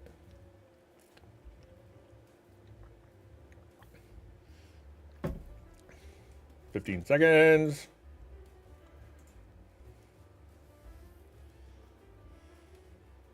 It looks like the eyes have it. Okay. Dun, dun. How entitlement contributes to anger arousal, recognizing how entitlement can predispose us to frustration and anger. Entitlement is an interesting thing, right? I deserve. That's what that essentially comes down to. How believing you aren't getting what you deserve contributes to you being a big dumb jerk to everybody. That's what this is about.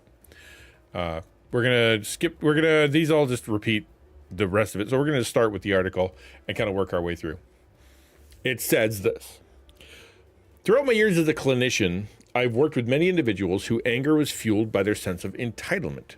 They shared a personality trait characterized by believing that they were special and deserved things without effort, and that others should be more responsive to their needs, even when it was draining for them. Right? That's it. It doesn't matter how you feel. All that matters is that I get what I want. Right? I deserve it, even if you get hurt or fall apart or whatever as a result of getting it from me. That's what I deserve. So they will hurt that person, or they will threaten that person, or they'll get angry with that person, or they'll manipulate that person so they can get what they want. This is true in business. This is true with employers and subordinates. This is true in marriages. This is true in friendships, things like that. It's like, you will do what I expect. You will do what I deserve. You will give me what I want, or I'm going to be upset with you, right? You will take me where I want to go. You will call me by what I want to be called. You will pleasure me in whatever way I want to be pleasured. You will serve me and give me and whatever. Take me what I want to do. You will feed my ego, right? You'll feed my ego, feed my pride, or I'm going to respond with being mad at you. Those who feel entitled believe they are owed something because they feel special. With and without full awareness, maintaining this belief predisposes them to feel great frustration and anger regarding a perceived injustice. Right? I'm special, and you not acknowledging that is not just, that is wrong, because I am special. Now, I recognize they're going to be, I can't think of a single person who would hear that and go, yeah, that's me. Because we don't, because there's a sense of extremity to it, right? It's just like, I would never say that. But just kind of ask the question this. Do you believe, or have you ever gotten mad at someone for not saying, doing, giving something to you, not because you earned it, not because you were owed it, but because you felt you simply deserved it because of who you were, right? Say, for example, I'm trying to come up with the one out of the top of my head, right? You mowed the lawn, or you did a good job at school, or you cleaned the garage or something. I don't know. You did a thing and you walk in, and what do you expect? Right? What do you expect? You want someone to say thank you. You want someone to say good job. You want someone to be in awe of something that you like, wow, that's cool. Let me go see. And if you don't get it, nobody says thank you. Nobody says good job. Nobody goes and looks. Do you feel frustrated and angry that they didn't? Right? Say the boss goes, do a thing, and you go do the thing. You're like, boss, I did the thing, and you don't get a thank you. You don't get a good job. You don't get a nothing. He just goes, okay, here's another thing. Do you feel upset because you felt entitled to get the thank you, entitled to get the good job, and because they didn't give it to you, that is unjust, and now you're upset?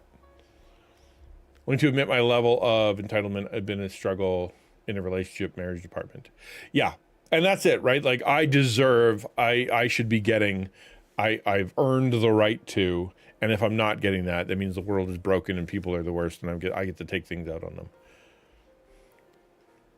I once learned there's a form of entitlement that kids should have with their parents. They're entitled to food, cleanliness, safety, shelter. People born into abuse sometimes need to learn this entitlement. I think it's an actual word phrase for this. Of course, this is not the entitlement we're talking about. No, the expectation of care. Yeah, I think you're right. I didn't grow up in that, so I'll take your word for it, because I agree. They should be able to go to their mom and dad and assume, hey, I need shoes, and to assume their parents would find them shoes because they can't. Yeah, I agree. They believe that their specialness should protect them from suffering and hold the belief that they are more deserving than others. A sense of entitlement may derive from early childhood experiences in which a child is overly indulged and rarely, if ever, has to face disappointment or frustration.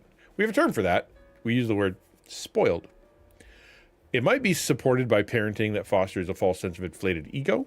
It may also evolve from belonging to a certain group / beliefs in white privilege, masculine superiority over women, being of a certain ethnicity, following their religion, or living in a particular country.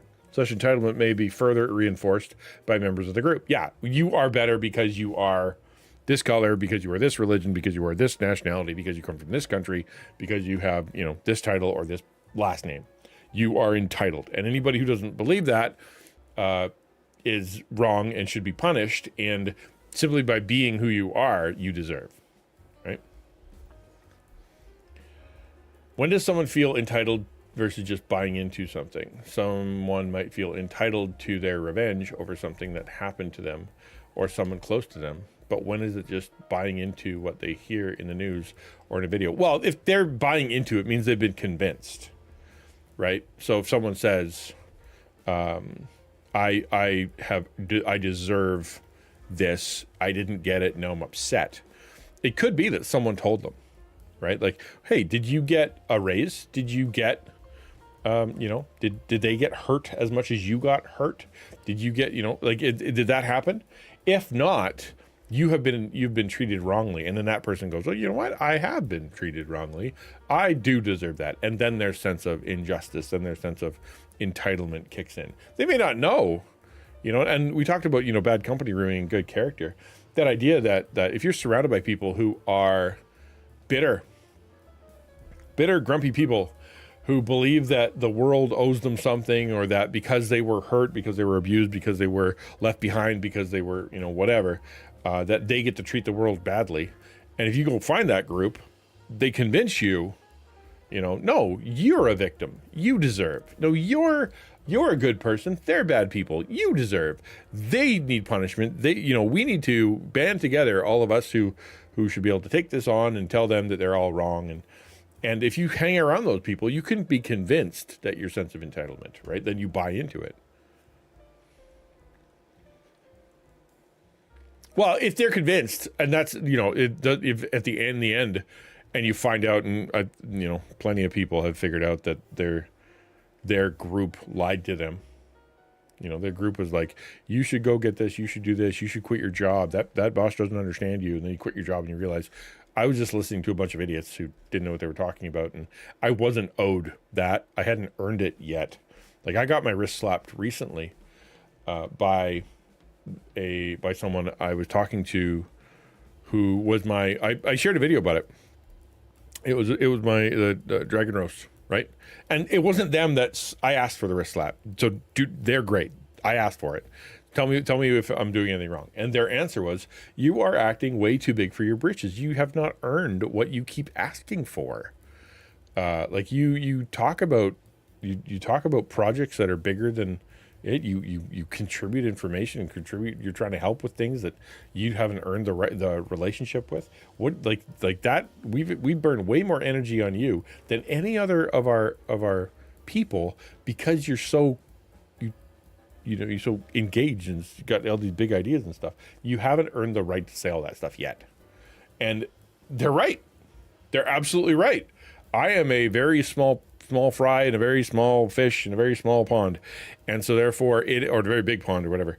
And so therefore, yeah, my sense of entitlement, or my sense of what I thought was like me trying to do it right, meant that I should be able to talk to them in ways that I shouldn't have been talking to them.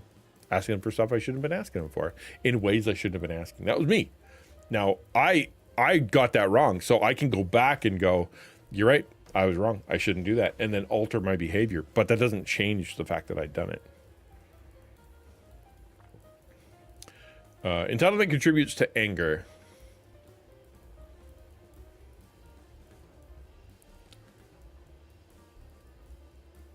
Buy into views versus entitled to their body abortion. I don't think you've given me enough words to understand what you mean. Anger is supported by rigidly maintaining unrealistic expectations. Entitlement fuels such expectations, which in turn predispose one to anger when those are not met.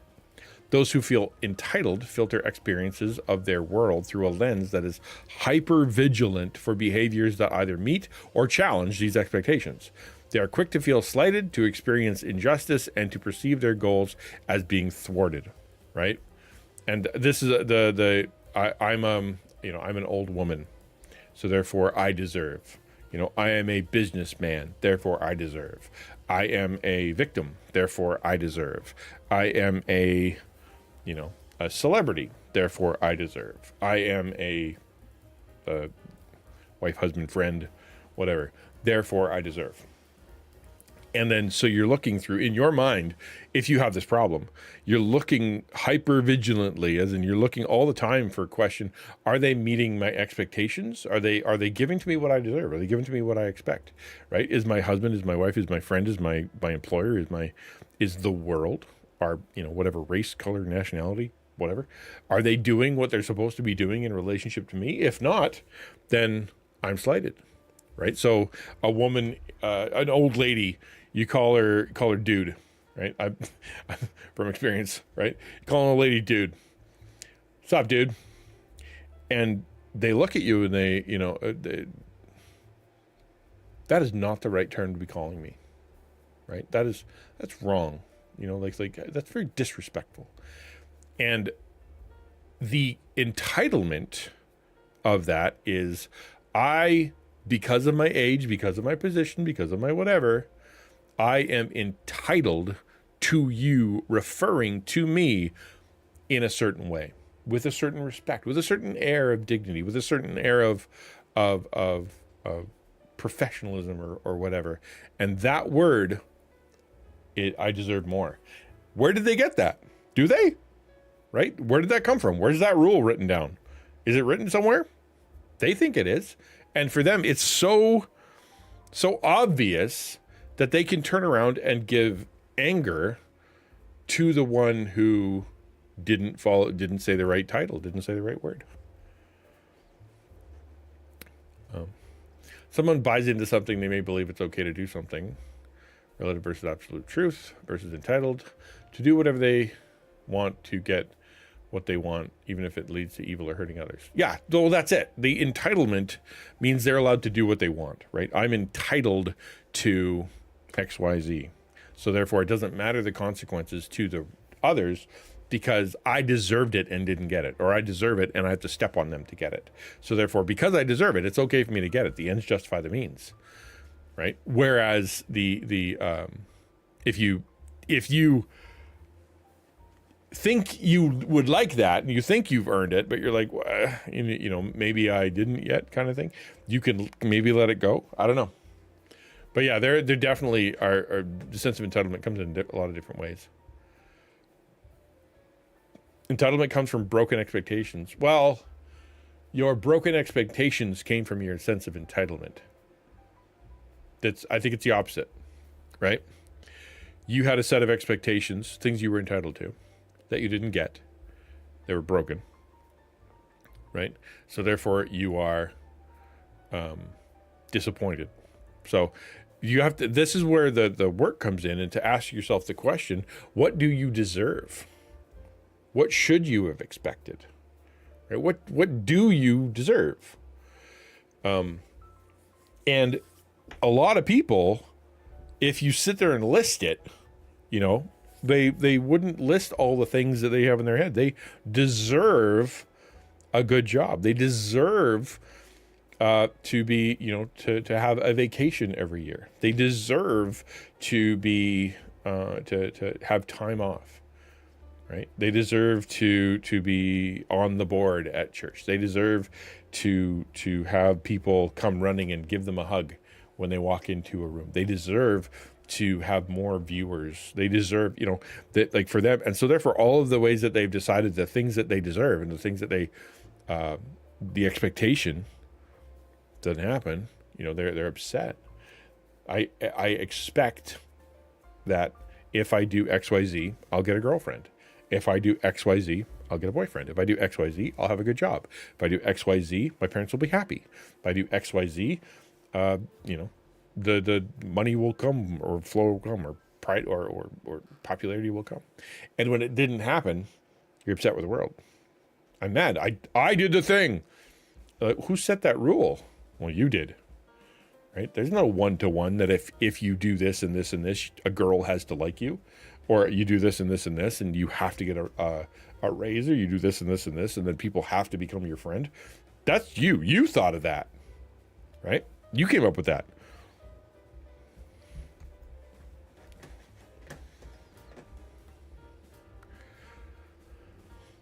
All right. Entitlement creates an inclination for unrealistic expectations regarding services, relationships, work advancement, immediate gratification. It's a mindset that creates a tendency to personalize its experiences in a way that feels disrespectful, right? All these things, we've talked about this already. I don't deserve more viewers. See, that's it. There's a big difference between I would like more people to come and watch me to I deserve more people to come watch me, right? Because I would say, if someone says I deserve more viewers, the question is why aren't you getting them, right? Why aren't you getting these viewers you deserve? And usually it's because someone took them, or because the algorithm, or because whatever. And so the response to that is everything you just said is overcomable, right? Your quality can get better. You can find an audience. You can work with the algorithm with tags. You can do the work. You can, usually what it is you expected to be able to do this much work and that it would work out. And then when it didn't, you, instead of going, well, I guess I have to do this much work, you went, oh, it's an external thing. Externally speaking, I shouldn't do this. They should be coming because I did this and this and this, I've done the right thing. Everybody else is wrong. Tied to simply being content with what you have, not feeling entitled. Yeah, exactly.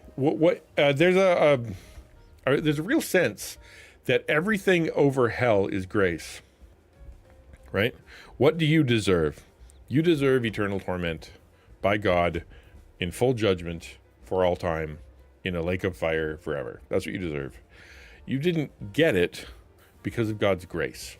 His common grace to you, allowing you to live. His special grace to you if you're a Christian. Therefore, anything above that is grace. You don't deserve friends. You don't deserve people to like you. You don't deserve to have, comfort and whatnot. You all of that is grace.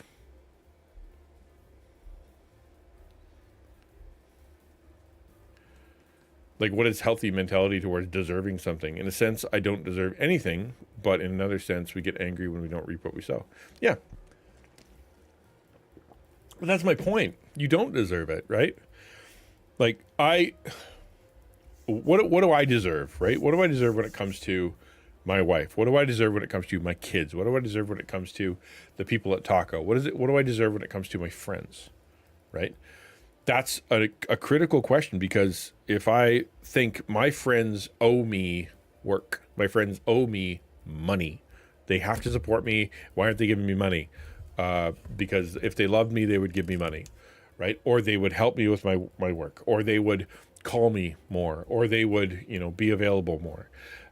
My wife, if I deserve that she, cook and clean and all the rest of that stuff. Like, I've earned that right. Now I'm going to be mad. Do you? Have you? Is that your right?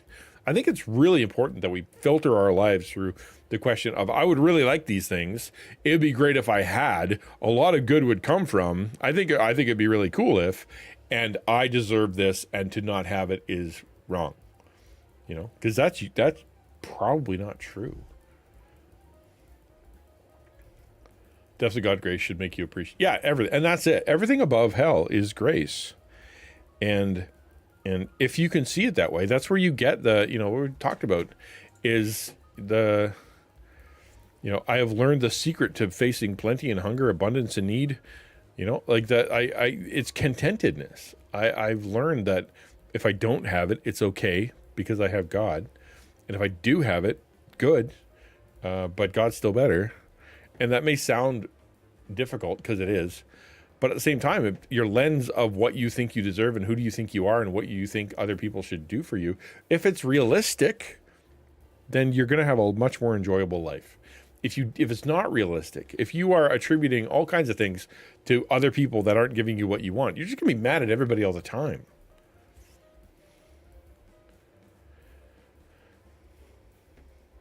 Consequently, even appropriate treatment may be viewed negatively. Believing that their specialness should protect them from suffering and ensure happiness and success leaves them vulnerable to suffering when their expectations are not satisfied. Yeah, even if you're doing well, if you're not doing great, you feel like you're doing terrible, right? Like you're like at 75% pretty good, but because in your mind you need to be at like 90 is what you deserve. Even at 75% good, you feel bad because you're not where you should be.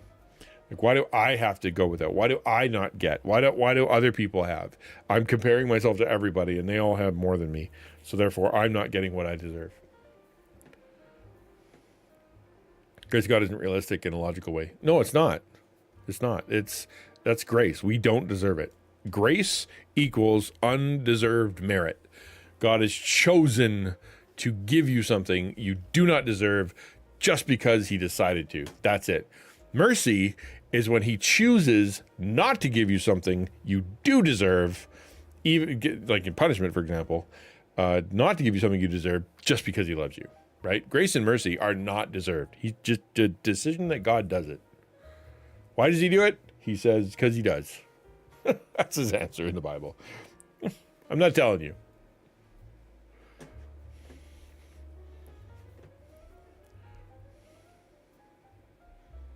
You broke the street? Mine's fine. Is it broken? I hope not. That one hits me. I'm not performing at 100%, not even 75%, so I feel bad. Yeah, exactly, right? So, like, I guess, what, anything above 50% is pretty good. I guess.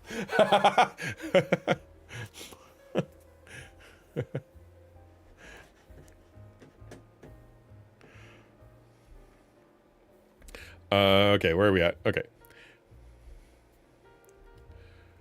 Is it lagging? Hopefully not. Individuals with entitlement issues express anger at their quote-unquote bad luck, even when no identifiable agent was responsible for their misfortune. That's a good one, right? Like, you're driving down the road. You left early. You're headed towards there. You set aside time for it. And there's a traffic jam. Happened to me last night. The expectation was she needed to be back at the building by 8 p.m. And I got onto the highway, and they had taken the entire highway down to like one lane.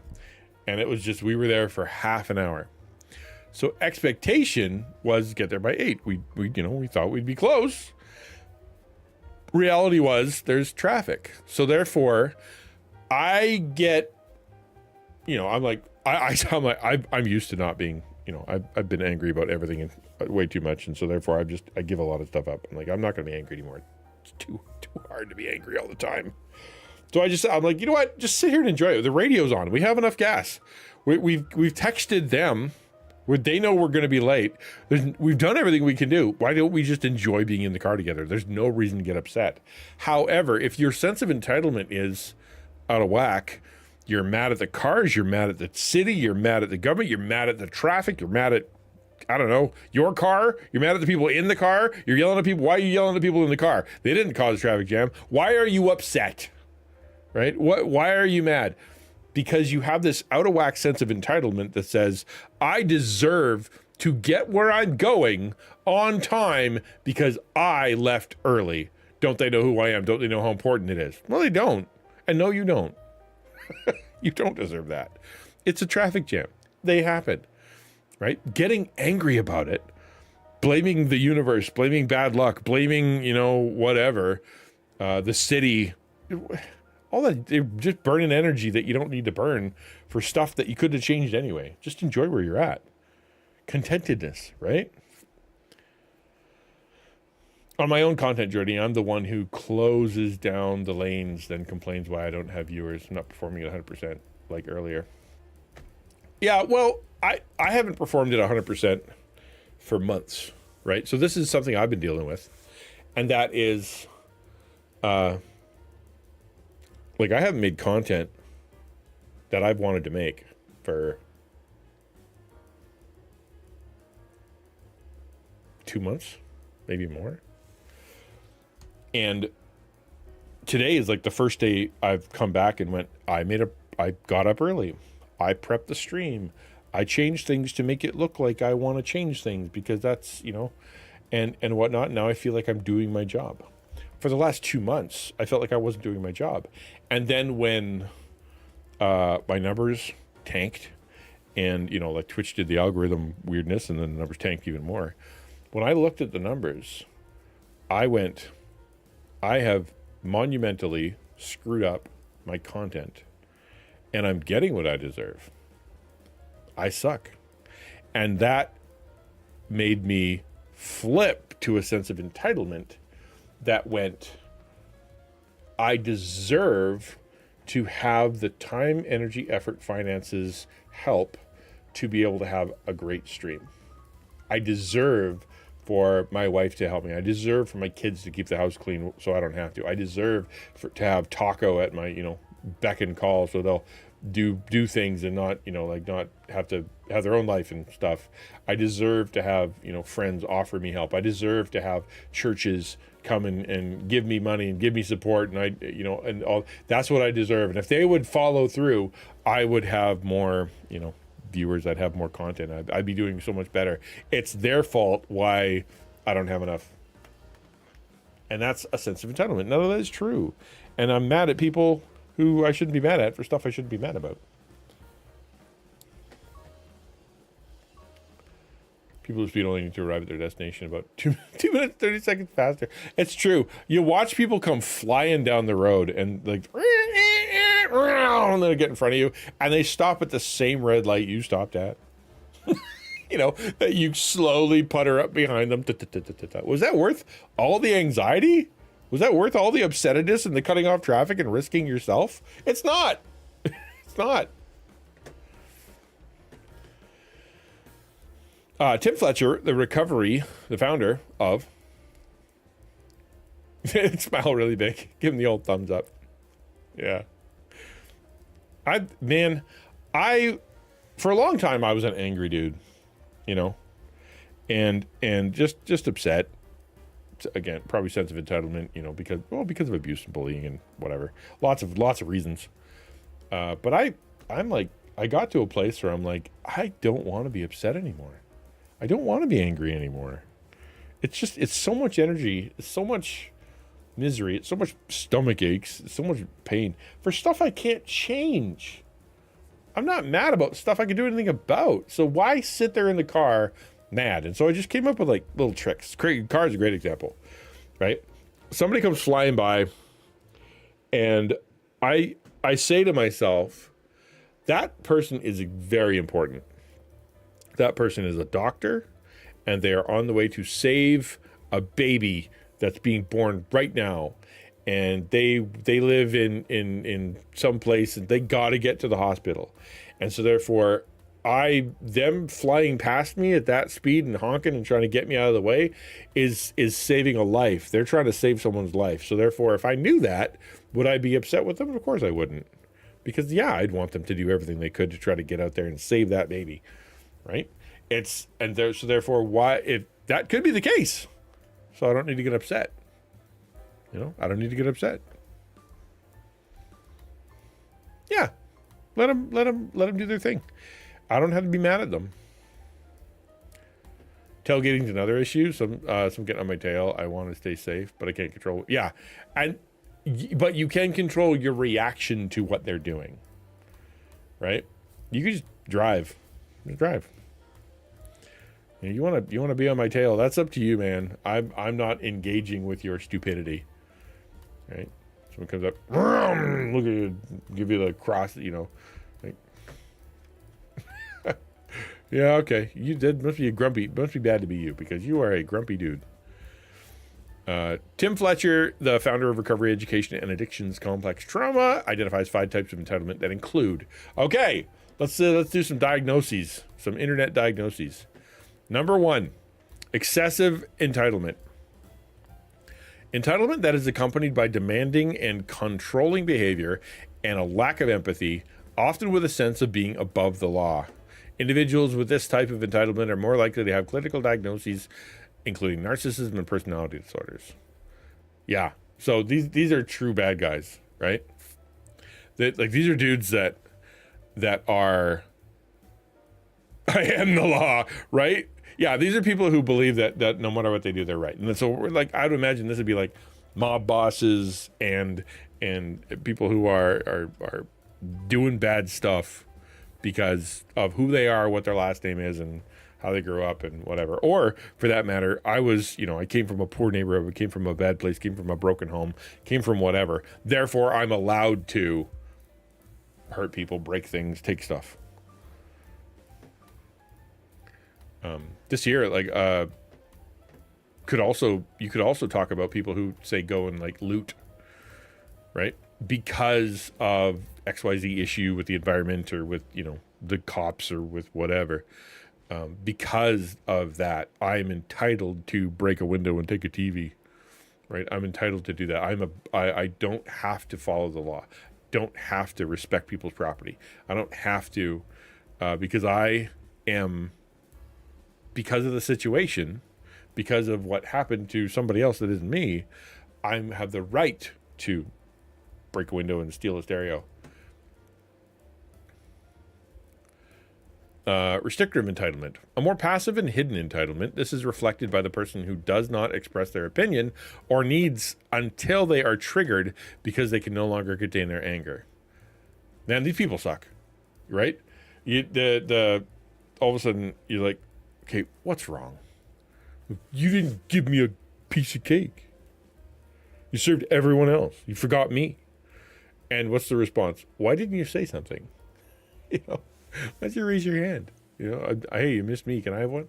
Well, I just wanted you to see. Like the entitlement to, I shouldn't have to talk. Shouldn't have to say anything. You should just know what I need, when I need it, as much as I need, and be able to give it to me without me even saying anything. That's what I deserve. Right? And then they just flip out when they don't get it. But to break off a friendship because of number 2, I couldn't deal with the emotional abuse anymore. Yeah. Especially since the rules, right? You don't know what they are, right? It was my birthday. You didn't call. Or was I supposed to? You didn't get me a present. I don't get anybody a birthday present. What are you talking about? Especially not friends. Like, I don't even get my brother a birthday present. Like, why? Why are you mad? Because with my family, you always get you're not my family. Shut up. Right? And so they get upset because you're not meeting random expectations you could have never known. Right? I always share my fries. You should have to share your fries with me. Why? I don't want to,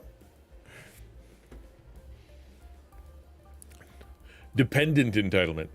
Entitlement that involves depending on the kindness of others, an assumption that does not consider the needs of the other. I would imagine this is very like people who not just like have a need and ask for it, but really kind of abuse the kindness of others, right?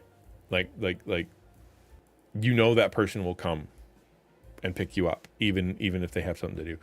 That person will give you their tool even if they're using it. That person will sacrifice their time for you even if they are tired, right? And so you are more than happy to squeeze them dry because in your mind it doesn't matter that they're hurting. Since they offered, it should be okay. They'll let their anger fester for years without dealing with it. Super fun times. Yeah, I agree. I can tell you right now, I want a gif of a head pat for my birthday. I'll tell you right now, you are not entitled to me remembering.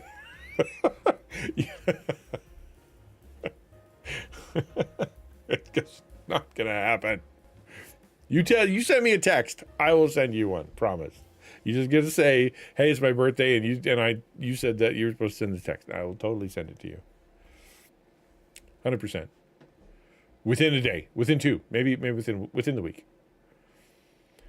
Is it paranoid or grandiose to expect God to place something in front of me to do, perhaps hour by hour, to get me through the day? Yeah, I think so. I think that's a little much, right? It's, okay, I'll put it this way. Somebody asked me yesterday, we're talking about God's will. How do you know God's will, right? And I said 95% of God's will is known in the Bible. You're worried about the 5% you don't know, that real specific stuff for you. You learn the 5% by doing the other 95%, right? So, and I think there's, in a similar way, you have been told by doctors, by healthcare professionals, by God, by friends, by all kinds of stuff, all kinds of things you can do, right? Now, 95% of your day could be filled, between self-care and community stuff and life stuff and faith stuff and like you have been told enough. The question is, are you doing what you've already been told? The 5% where you're like, yeah, but I did stuff and I'm bored now and I don't know what to do. That's the part you're worried about. But I would argue that if you do the stuff that you've been told to do, the stuff that you're supposed to do, the stuff that authorities and whatnot, or that you plan to do, that other 5% will take care of itself. Usually what you're saying is, I don't want to engage my brain or my body or whatever. I don't want to follow through and all that stuff. That stuff's hard. I want to do easy stuff that happens to me instead of me having to go do stuff to make it happen. And that is too much to ask. I would say go, if you really want to know, go sit down with a piece of paper and list out all the things that people have told you need to do or that you should be doing. What your doctor told you should be doing, your psychologist, your nurse, your friend, yourself, all the things you said that you wanted to do, and just kind of make that list. And it's gonna be like exercise, go for a walk, cook myself some food, take a shower, brush my teeth, have a call with my loved ones, play a game, then you've got this list of things that has already been pre-given to you. Go do one of those, right? I don't think God needs to be involved in that because he's already been involved in that and he's already given you the answer. The question is, are you obeying the stuff you already know? Does that make sense? Hopefully. Sup, Duck? What about in a hostile environment? When the person is about themselves, they are wrong, and they blame you, or you can't argue, point differently from them. Someone who does not care what you say, just their opinion matters, expecting you to understand and agree, or to drill point narrative against you. What about what? Right? I guess that's bad. That's abuse. You don't have to be there. I guess I don't understand what the question is. Sorry. Like if the person is exclusively thinking about themselves and they are how do you handle that? You look at that person and you realize that they're damaged. I think that's step one. But by the grace of God goes you.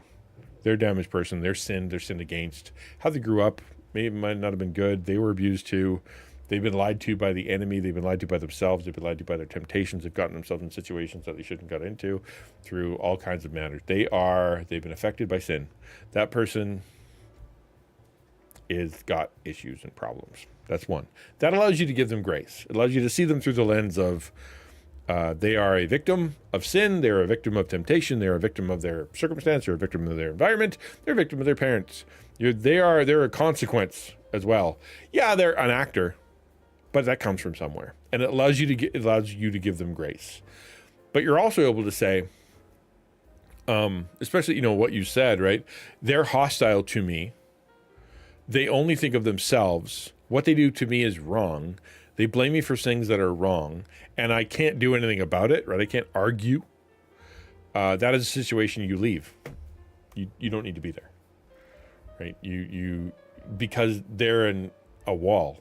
You're talking to a wall, right? You're talking to a pointy wall that hurts you. Like, there's no point in being there because that person isn't ready. They're too broken. They're too messed up. Their thinking is too off. That there's nothing you can do in order to be able to change the situation or fix the situation. So you are allowed to just leave, right? And find somewhere healthier, safer to be. Because if that person was working on it, you know what I mean?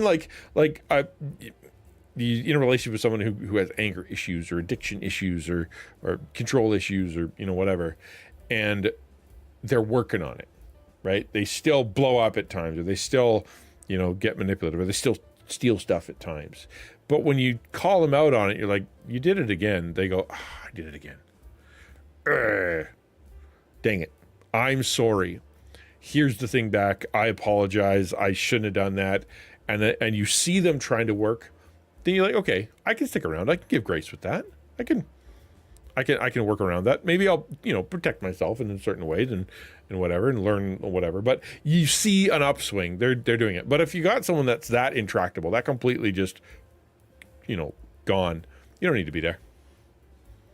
Just don't be friends. Don't be with that person. Walk away from that person, because they are they're going to just hurt you and hurt you and hurt you and hurt you and hurt you. And there's very few. Sometimes God does call you to stick with that person, but you don't have to. And there are scriptural allowances for you to walk away, right? Don't they're pulled first wine. Don't let them try to convince, entice you. Yeah, that's it. They're going to sit there and trigger you into being miserable too. So yeah, you can leave. Nothing wrong with leaving, right? It's my mom. Well, you don't have to live there. You can find somewhere else to live. They can just sit there and be miserable by themselves, right? It's my wife, husband. Well, they're abusive and they're, hurting you. You can leave, right? You can leave. You want to find reconciliation. You want to seek you want it to get better. You want things to work out, but you don't have to get beat on while it's getting worked out. Had to walk away from people recently. It is really hard. It is very hard. Especially if you love that person, right? Especially if you care about that person, and when you leave, they're gonna fall apart, get hurt, do something stupid, right? But at the same time, it is psychologically, spiritually, properly, physically healthier for you to go, I am not the guy to save you. I'm not the person to help you. I'm here and I'm your punching bag, and I don't need to be. So I'm going to go over here. I'm going to go to a shelter. I'm going to go to a friend's. I'm going to go somewhere else and not be here in whatever way you can, right? If it work or can't leave, call me change topics. If you're in the middle of, if you can just, if you can walk away, walk away. You're allowed, stand your ground, man. Dude, I do not want to talk about that anymore. We are not on the same page. I care about you, but when you get on that, I don't want to deal with any of that. So just keep that part to yourself. I don't want to deal with that. Right? And if you're going to keep coming at me, I'm going to have to report you to HR. I'm going to have to tell you to get lost. I'm going to have to ask for a transfer. I'm going to have to tell the boss. I don't want to deal with this anymore. I will help you. I will work with you. I will be your friend. But you're being a big old turd blossom in this area, right? Stand up. It's okay to stand up for yourself. And if that person loses their marbles, then either go to the person that's going to help you, go to HR, go to the boss, or find a way out. You don't have to take the abuse. Is it summer there now? Good for you. It's getting nice and cool here. Plus 13 Celsius where I am. Perfect temperature.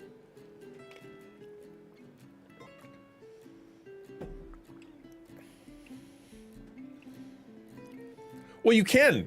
It's up to you, right? You can move on. You can leave. I don't know the situation, right? If you're miserable at work and it's always miserable and that sucks, go find a different job, right? You can't find a different job because it's absolutely impossible for you to find a different job. Find a way within the job so you don't have to deal with that problem. If that problem is intrinsic within the job and it absolutely is part of the job that you're going to have to deal with, and you can't get out of that job, absolutely no way to get out of that job, right? That sucks. I don't know what to do. But I don't think there are many people who are in that situation, except for maybe like soldiers and nurses.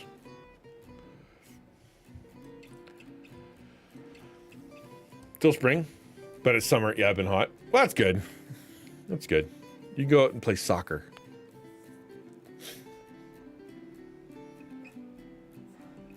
Jonathan Edwards 70 resolutions. Yeah, they're good. I don't know if you ever read them, but we can. You know what? I'm gonna write a note. We can go through those one day. That'd be kind of fun.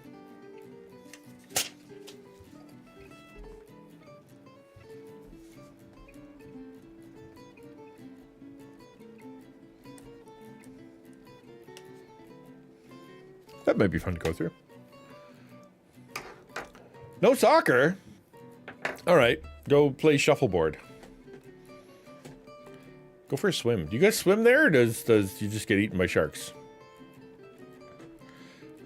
Barter system entitlement. Every act of giving or doing is accompanied by expectations of something in return. It is transactional with the intention to always come out on top. Yeah, people do that with God all the time. Hey, I worship. That means that you have to give me good life. Hey, I gave you my heart, so therefore you have to give me stuff, you know? But yeah, everything is if your whole life is transactional, you're gonna be miserable because it'll never equal out. Like, how many kisses on the forehead are equal to paying for lunch? Like, I don't know. So you're never gonna feel like it's you're even, right? Oh, they paid for lunch and I only paid for breakfast, or they came over to my house when I was sick and I didn't do that, so we're not even. I came over and I was there and I helped and I cleaned their toilet, but they didn't clean my toilet, so we're not even. If you live that way, right, you're going to be miserable all the time. Transactional relationships suck, right? They're just hard. That's why contracts exist. Bro, get some potatoes. Dude, you're a potato. You are in a potato famine. Like, it's those transactional relationships will kill you every time, and it'll. That's why, yeah, grace, man, grace and mercy, make your life better. Serve those who love you. Love those who are your enemies. Do good to them. You know, that's your life is gonna be a lot easier. Yeah, God loves a cheerful giver. That's so hard to say. Cheerful giver. Yeah. Impulsivity, entitlement. Entitlement grounded in feeling justified in one's desires and feelings, regardless of the consequences. Such activity is justified by experiencing low frustration. Entitlement grounded on feeling justified in one's desires and feelings, regardless of their consequences. Oh, I can have what I want immediately right now. Doesn't matter how I feel, what happens tomorrow. Every pop song ever. Do what you want right now, how your heart feels. Don't worry about tomorrow. Yeah, that's this. This is bad. Don't do that. Follow your heart. Don't follow your heart. Your heart is dumb.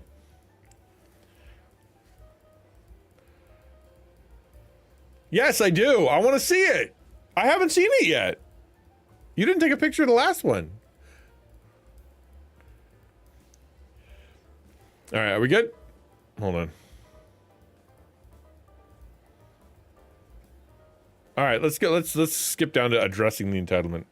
What can we do to address it? How do we fix this? Psychology Today. Your heart is dumb.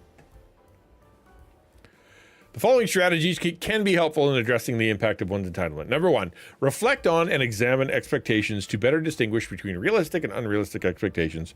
Recognize some as hopes and wishes rather than expectations. Yes. So this is very much, think clearly, mature, not to use the phrase again, but cognitive behavioral therapy, dialectical behavioral therapy. Think clearly about your expectations, right? That person didn't show up on time. You're angry. Why are you angry? Because I deserve that everyone run on my schedule. Do you? Do you really? Right? Because my life is more important than their life. It doesn't matter what's happening. I am owed them showing up on time. Are you, though?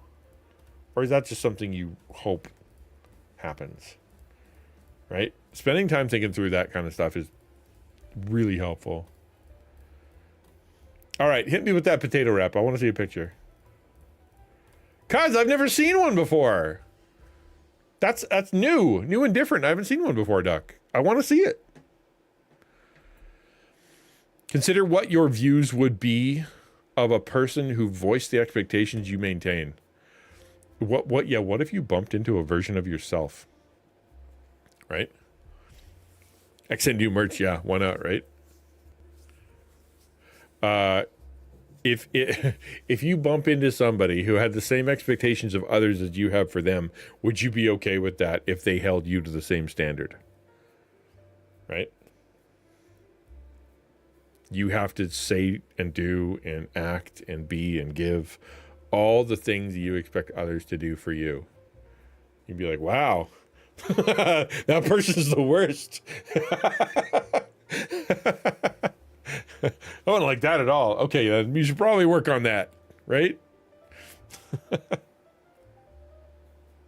Yeah, if you walked up to somebody, I like this. It's a really good counseling technique. Is you just tell somebody, what would you say to somebody who just said what you said, right? I'm an idiot and I'll never get any smarter. Okay, what would you say to somebody who just said that? If they were your friend and you said that, you're like, dude, you're not an idiot, right? You would say that, wouldn't you? Yep. I've seen you. You've done some smart stuff. Yep. You would just say that for sure. And you know what? You could always learn more. Yep. That's good. Yep.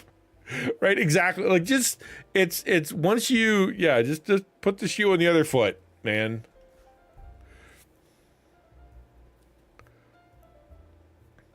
Was Zach trying to come up with a 67 joke? I don't know. All right. Yes, you do that, Doc. You tell him the internet man says you're supposed to have potatoes. Well, it's true, right? Like, so what expectation do I have of my wife, right? Like she's in a rough place, right? What do I want for her? The same expectations I would want her to have of me. You know, when I'm in a rough place and I'm not feeling well and I'm not doing great and I'm in a treatment center and I didn't do very good for a long time, do I want someone to pressure me more? No. Do I want someone to lecture me and tell me all the things I did wrong? No. Do I want someone to maybe cut me some slack and be nice to me? Yeah. Do I want someone to all the mistakes that had happened in the past, live in the past so I can move forward? Yes. That's what I want. Well, then do that for her. Right? Then do that for her. I'm sure there's something in the Bible about treating other people the way you want to be treated. It's probably in there somewhere.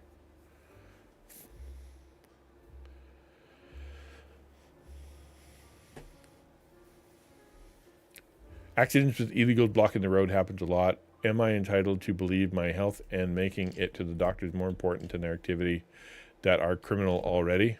You can have the expectation that someone shouldn't be breaking the law, right? That I think that's a healthy expectation that people who are breaking the law, right? shouldn't be. I think the trick for you, Conroy, in that situation is to ask the question, why are they there? If I put myself in their shoes with their problems and their issues and their concerns and their environment, what would I do? Right? Second thing you can say to yourself is, knowing what I know about them and knowing what I know about that situation, is there a way I can work around it so that they aren't a problem, right? There's another direction I can take. Is there a time I can leave earlier? Can I go have a talk to them, something else? Is there a way around it, right?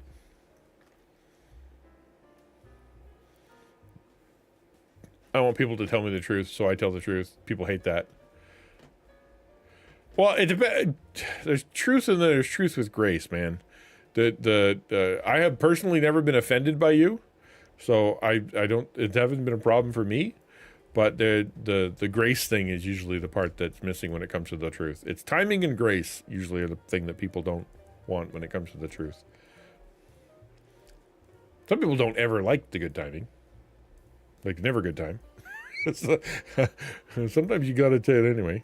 And sometimes the grace part, you're not doing it because you want to tell the truth. You're doing it because you're trying to use the truth as a hammer to punish them or to make yourself feel better.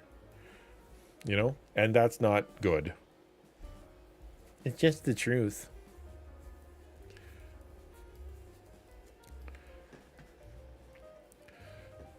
Recognize that, here's another one. Number 3, recognize that feelings of entitlement often reflect a longing for certain treatment in order to support a fragile ego or underlying insecurity. Where is this coming from? That's a great one.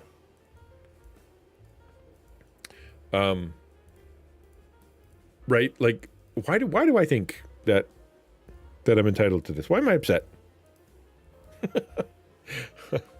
Is it a fragile ego thing? Like, for example, me being upset at my family, at the churches, at all the people that aren't allowing me to be the greatest success that I think I know I can be. Where's that coming from? Is that a fragile ego and an underlying insecurity?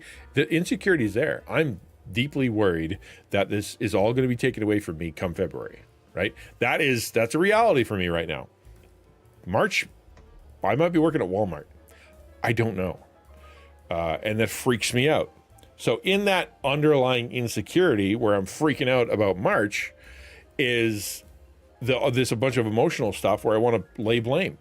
Who can I lay blame on? Well, I can lay blame on my family, I can lay blame on the church, lay blame on the denomination, lay blame on anybody who's gotten in my way, on myself, on my health, on McDonald's for making delicious food. Like I can blame everybody because I'm insecure about my future, right? And so therefore I'm entitled to them bending over backwards or moving faster or giving me something I need. Like, for example, I'm meeting with a guy tonight. He's a representative from the church that I attend. They reached out to me. They were awesome. He wants to know how he can help me personally, my family, and the ministry. This is all good, right? He hasn't decided yet. The church hasn't decided yet. So my underlying insecurity of worry about March, February is making me feel like they should be moving faster. But is that true? Do I deserve for them to be moving faster? No. I don't deserve for them to be talking to me at all. They have bigger fish to fry, more things to do, and I'm an outlier. The fact that they're talking to me at all is a grace.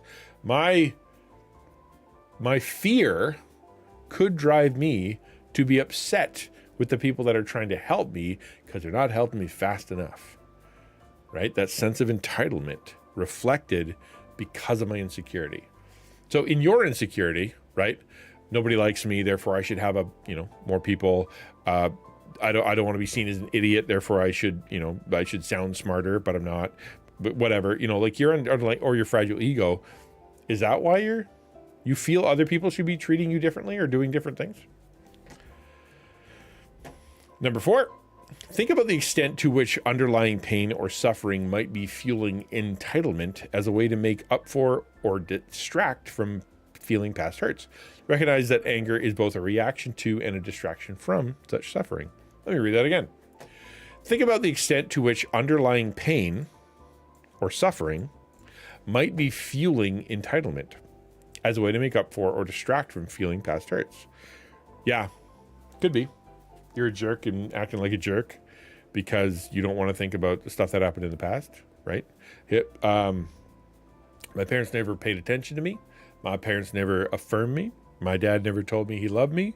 So therefore, because of all that underlying pain, I'm now feel that I am allowed to expect others to give me compliments, to make me feel good, to tell me nice things, to pat me on the back, to, give me the strokes that I deserve.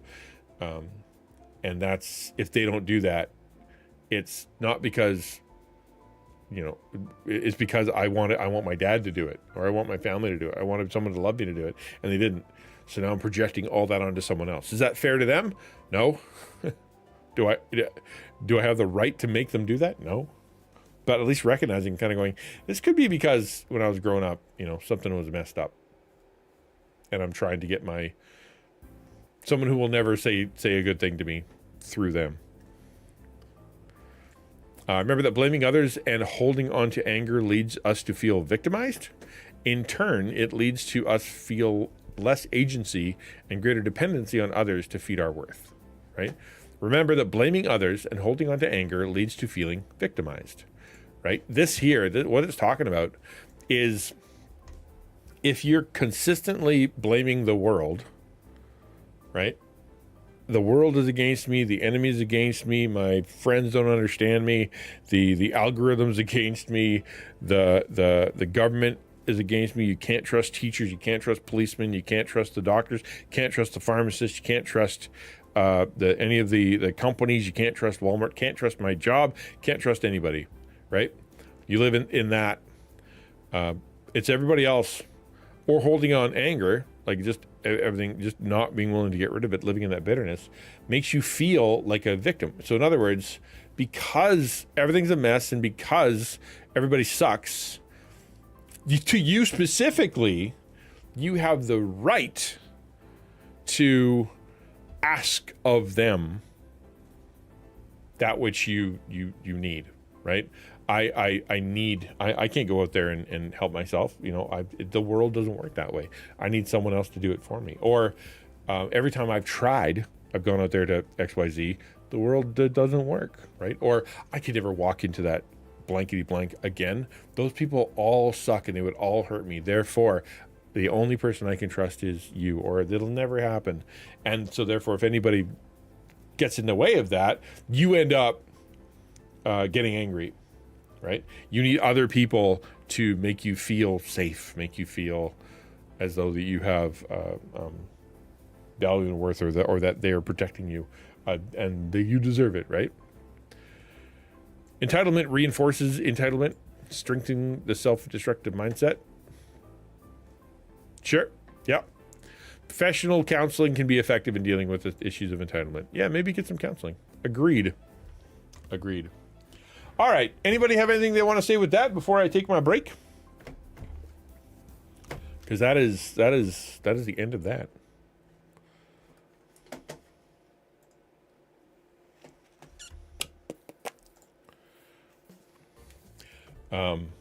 Okay.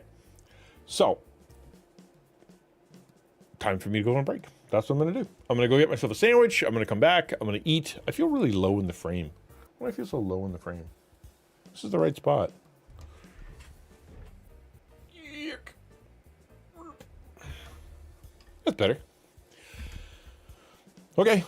I'm going to take a break. I'll see you guys soon. I'm going to come back. We're going to jump into Minecraft. That's the plan anyway. And I'm going to see if I can build a mansion.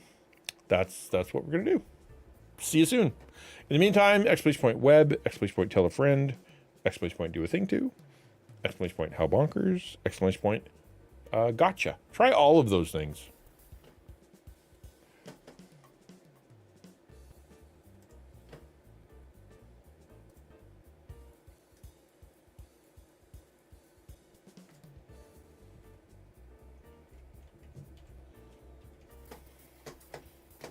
All right.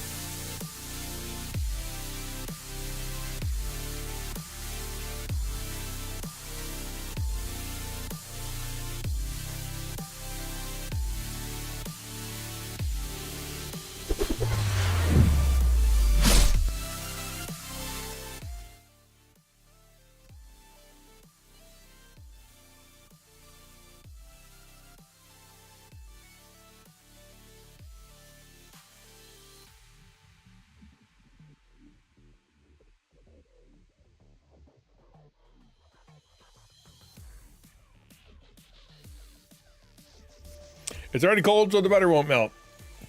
I understand that. We get that here, too. Like, dagnabbit. Trying to spread butter in my own house. And it's too hard.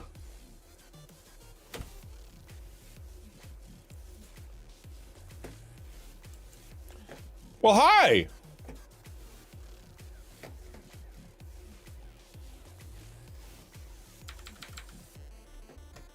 No, I was on mute too. All right, so shaders are working. A little bit jittery. I don't think I'm getting very good many frames here. That's okay. I will, I have a plan. I'm going to change over my thing and not in Just Chatting anymore. I'm in Minecraft. Minecraft Monday. Boop. Done. Boop. All right, I'm going to go to sleep. I think I have a bed. Let's change the music. Let's do this. Could be fun.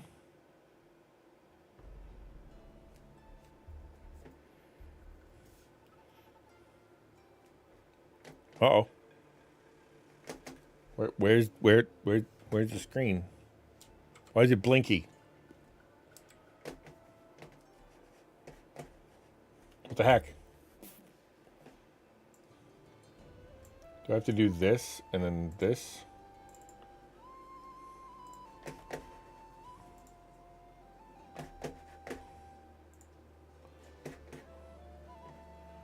Bye-bye. Have a good one. All right. Off we go. Wow. I need to back up a lot because I'm going to get motion sick.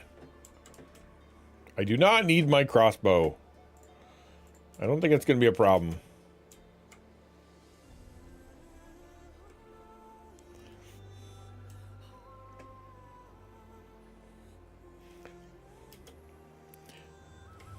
Sup, bro? Good CDP.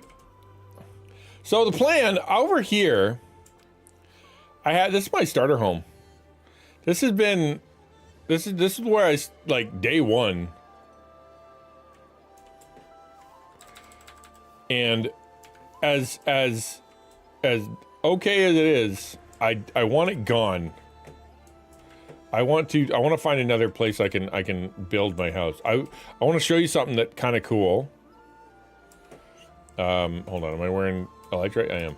Oh, mostly dead elytra. That's gonna break. Oh, I have to reset my claim to. Oh, I forgot about that. That's true. I don't use a golden shovel anymore, though, do I? I use something else.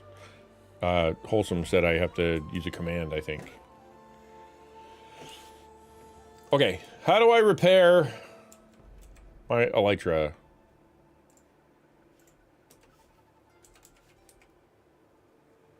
XP vault. Retrieve. Can I do all?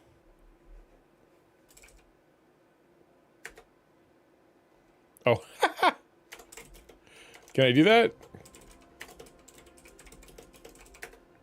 Whoops. Did I do it? Is it repaired? It's gone because I moved it. And it's not a parrot. Oh, it's black. Is that bad? That sounds bad. I thought I had mending on it. I do have mending on it. I need my XP back. That's the problem. XP vault, check XP. How much do I have in there? Your stored XP 51 30 33. All right. Okay.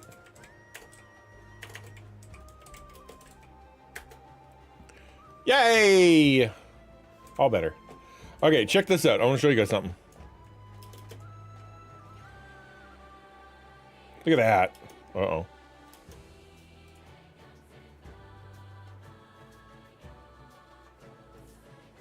So up above the clouds is a sky island. This is something I asked Star Pony to put together. It is, unfortunately, still got the bottom part down here, but I've asked her to put together this so that we can. Whoa! Am I here? Okay, good. Yeah. How do doors even work? Because that way we can have it a bit more interesting when it comes to spawn. Dude, Amazon being down is breaking everything. Is Amazon down? I didn't know that. Yeah, so the plan is we're going to be doing some stuff in here and we're going to have portals. But I wanted the portals to be like special, right? Not just like ultra like boring old portals on the ground. And she put so much work into this island that I wanted it to be nice, you know?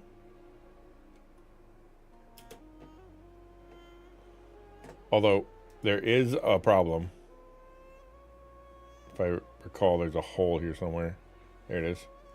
There's a problem. Yeah, we're gonna add new worlds later. Not yet, but that's what this is gonna be. So I'm hoping, what I want her to do, and we talked about this a little bit, was I want her to, I'm gonna have to move the clouds because they're just a little too high.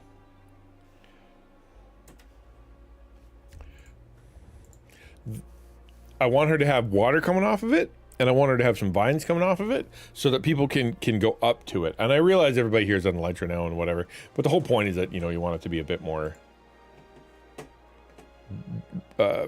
realistic, you know, as realistic as you could be. You can't play start. Oh, because of this, because the servers are down. Oh, that's interesting. All right, camera, lighting, atmosphere, clouds. Higher, please. Or lower? Actually, lower. I think about it. Apply.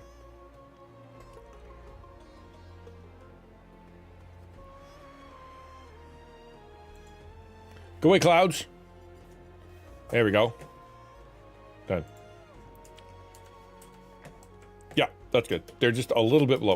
I want them above the skyline or the cloud line, but I don't want it to be like in the cloud line. That was just annoying. But yeah, so the plan is to have some kind of water thing coming up here. And actually, when I build my castle, my new place, this is Eowyn's library. Good golly. She's a little busy at school right now. But she'll come back at some point. Yeah, so what I want to delete this building. And I want to turn it in, I don't want to make a sky island and above here. The issue with the sky island is that everything needs to be lit underneath it, because the way that Minecraft works is that the sun comes straight down, right? In a shader pack, it looks like it's got angles and shadows and stuff, but according to the actual, you know, game math, light comes straight down. And that means that if you have something above and it's down below, it considers that to be dark. So then all of a sudden you get a million bad guys. So what I want to do is I want to create a sky island. And I'm trying to think of where to put it. And I think I'm going to put it over here. Like, I'd like to have it above all this. Right? Maybe right above here. But I also want it to fall down and into different rivers. Right? I'd like to have it have a few multiple islands, like sort of a big island, and then like a river, like a waterfall, and then a littler island, and then a waterfall, which means I got to start really high up. Steam says I'm missing the game executable. Interesting. Sorry, I'm going to look it up. Is Amazon down? Amazon working to restore cloud services until AWS after massive outage hits server. Oh, bummer. Snapchat, Roblox, the bank. Woo! Somebody should teach these guys about all their eggs in one basket.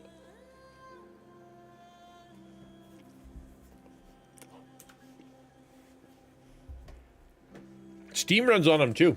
I'm surprised. I would have thought Steam would be self-sufficient.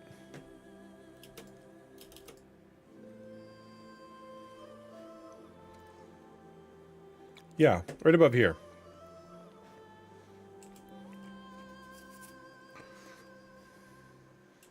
I think. So where's the middle of my land here? I'm trying to think of how I would do this too. Like,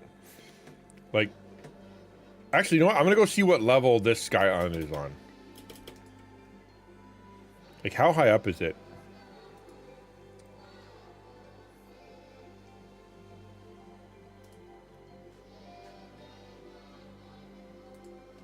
Ow.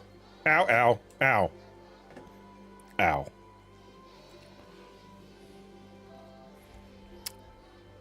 Say, yeah, well, I mean, all eggs, one basket, man.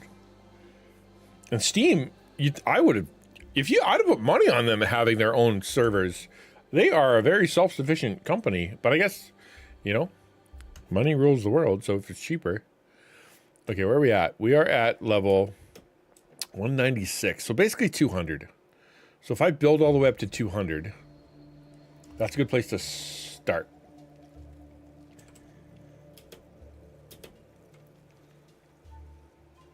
How high above?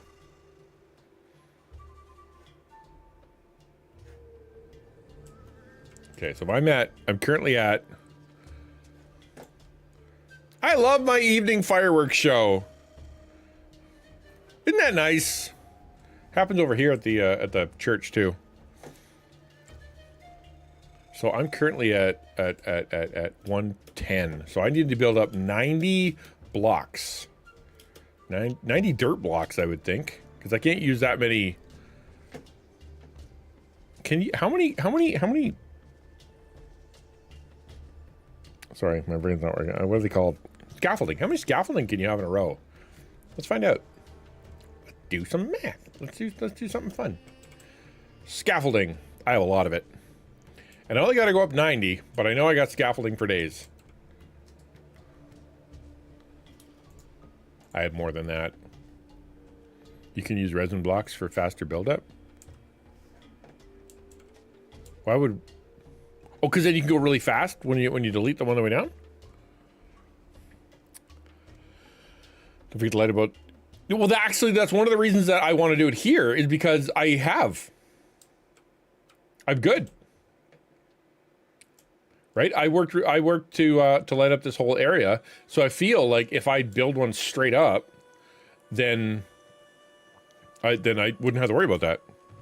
Unless they can they go on top of trees? They can't go on top of trees, can they? Guess we'll find out. Scaffolding can go with build head all by itself. Didn't I sell them? Didn't I sell those resin blocks? I'll go take a look. Wait, hold on. Where'd you put it? Was it over here? That's a weird song.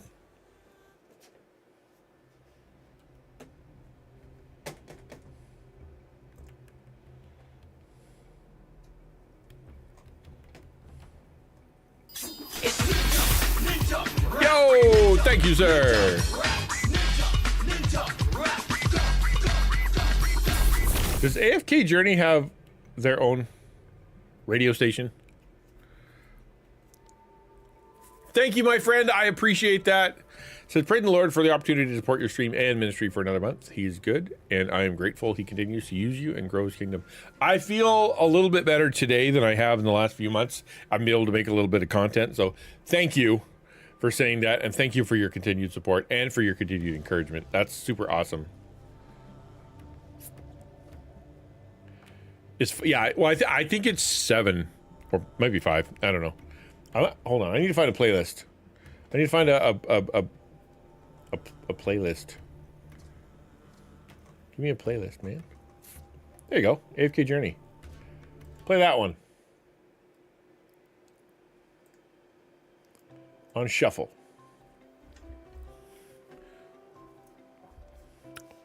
Yo, says Hannah. Should I redeem? I turned it on. Let's let's see what happens. I think I fixed it. He'll go ahead. 99% sure it's gonna work.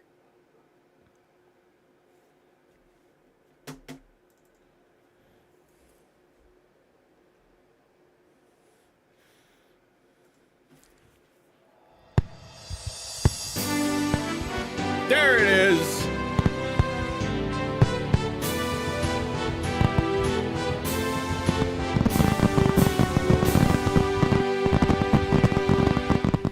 Yay! Thank you so much. Yes, I got it to work. I haven't got the million one done, though. It's and ooh, you forgot the ooh. Yeah, the ooh, the ah, and the o. That's the one you forgot. The ooh, the ah, the o. Yeah, that's good, right? We have a whole celebration. Thank you very much. I appreciate that. 500K is a huge amount of lurking, crazy amount of lurking. And I'm just really thankful that you're always so encouraging and so helpful, man. It really is super awesome to have you. Oh, dude, I got another one. Where's there's supposed to be a noise. Where's the noise? Thank you, Hannah. I'm going to write that down. Hannah did one too. Thank you very much for you guys. Thank you. I'm going to make sure Hannah gets her 100K. Hold on. Hannah, 100K. And Shadow, 200. 500K. That's crazy, man. Thank you for being such an encouragement. Thank you for being here. I topped 1 mil just before the hiatus, and I'd screwed up the, I didn't have an alert. It was bad. It was the most anticlimactic thing in the history of anticlimactic things. It's so bad. There you go, 15K. Yeah. Feels a little weird not to have all those digits, right? Thank you, Hannah. Thank you for being here. Thank you for being awesome. I'm so thankful for your success and all the cool things that are happening in your content. Thank you for being here too. You're great. You're really great. I appreciate it. What am I doing? What did I pause? I paused Lumia? Didn't know I could do that.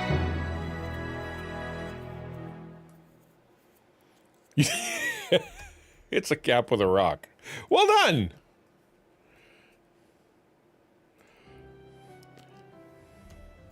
Wait, how did you make an alert come up?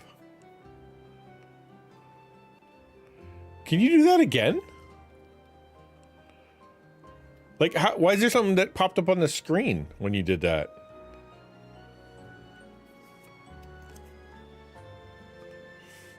That's so odd. I don't remember telling it to do that. But I'll take it.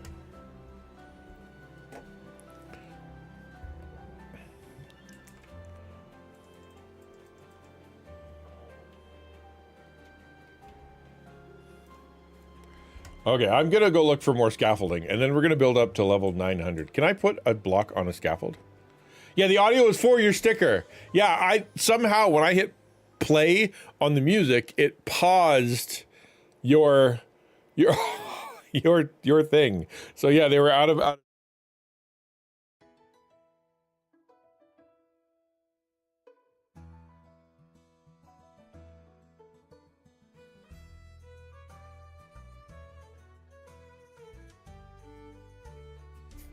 I'm gonna lose my marbles, Hannah.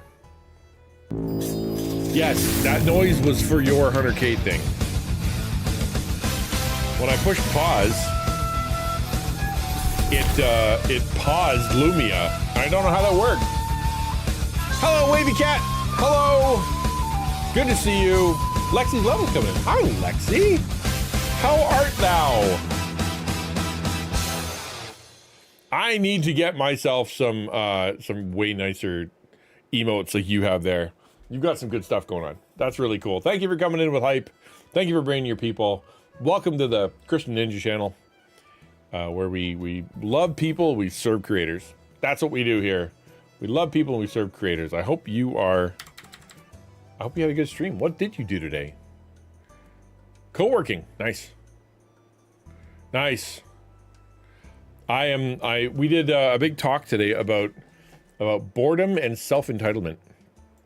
So, hey, thank you for the sub. Very cool of you.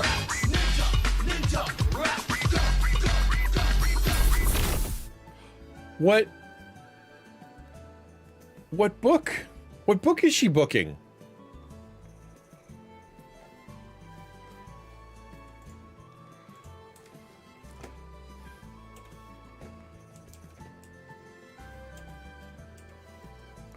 You're back. What's your book about? I don't think I knew you were doing that. Yo, thank you. Appreciate the sub. Yeah, that'll take care of the nasty ads. What I talk about today, we talked about boredom and entitlement. So we watched a video by a psychologist, the gamer, GG gamer something, and talked about boredom and how TikTok kind of exploits your dopamine system. And then we talked about entitlement, which is sort of connected because it has to do with, the world needs to give me things because I'm owed it, right? Like waiting for something or having other people be the priority. No, it's about me. And so they're kind of similar. And so we went over a Psychology Today article about that. And then we talked about, so yeah, it was a good talk. Lazy versus diligent from Proverbs. Yep. I mean, the idea of it hijacking your dopamine system, I talked a little bit about that, kind of like, we got to be careful not blaming our brain chemistry for everything. It is still our choice, right? So, which means we can unchoose it. Isn't he adorable? Isn't he adorable? He's a little dragon mango. A mangan. Dragon? Drango. Drango. Yeah, that makes more sense.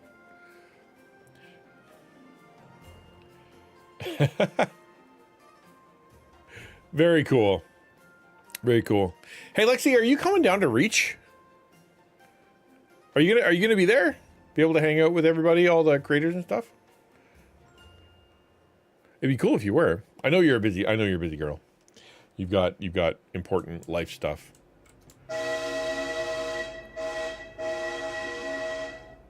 There's a hype train coming in? Aw, thanks.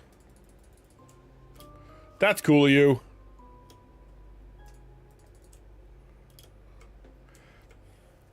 Don't have the funds, but that was before I lost my job in April. Oh man, I thought you just got a new job. I thought that was a thing. I thought you got a new job. Maybe not. Appreciate the hype train, guys. I really, really do. Thank you. So for whatever reason, I just remember that police officer from the foreign country that used to come into the chat and tell their friends started coming in. Whatever happened? Oh, dude. So she came in and she was talking about her, her story's got more and more elaborate and kooky. And finally, she talked about a big accident and her partner dying and stuff. And so I said, send me a clip of like a newspaper to show me that actually happened, because you started to get fishy. You know what I mean? Not to be rude, but that sounds fishy. So she sent like a JPEG that she had like assembled with like an image from another article, and I'm like, oh crap, you're a liar. It made me feel like absolute dirt. I felt like the bottom of the gum stuck on a shoe, because I'd been talking about that and praying for her and talking to other people about how we've been blessing this girl, and then she ended up being a big fat liar. Who I don't know who she was, but I don't know why that's fun for people. But then I ended up, basically I just deleted her. She's not in the server. She's not in the stream. She's gone. But finally landed an interview. I'm on phase 4. Brutal, dude. Brutal. Yeah, I'm super kind of sad about it. But it is what it is. Nothing you can do. Appreciate the hype train though, guys. That was cool of you.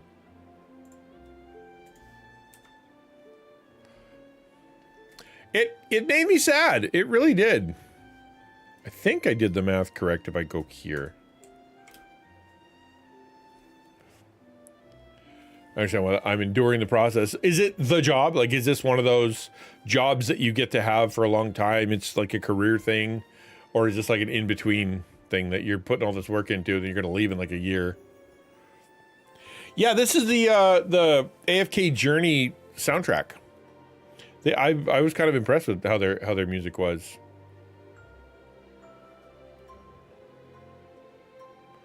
See if I counted right. Very Disney, right? Yeah. How do I go up more? Yo, thank you for the bits.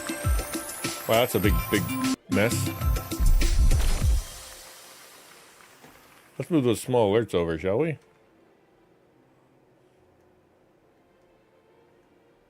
Right there. That's a bunch of things happening all over top of each other. Kind of Disney, kind of old school. Yeah. Thank you for the bits. Thank you for the bits. Very cool of you, Anna. I can really see the job being something that will equip me with tools as an employee and a business owner. I can do both. Possibly even incorporate with it. Oh, that's cool. That sounds nice. AFK Journey. AFK Journey is it's a mobile game that where you it's kind of fun. It's actually kind of fun. I enjoy it. I can show you. Want to see?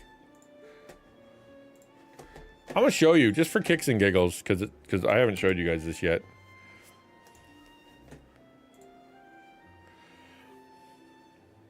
I've really enjoyed playing this game. What do you mean download? I already downloaded it. Do you need an update? What? I totally downloaded you. Whatever. All right, fine. Never mind. I'm having a lot of fun with it. It is a game. You know what? I may as well download it. Why not? What could happen trying to download a game in the middle of a stream? Nothing bad, right?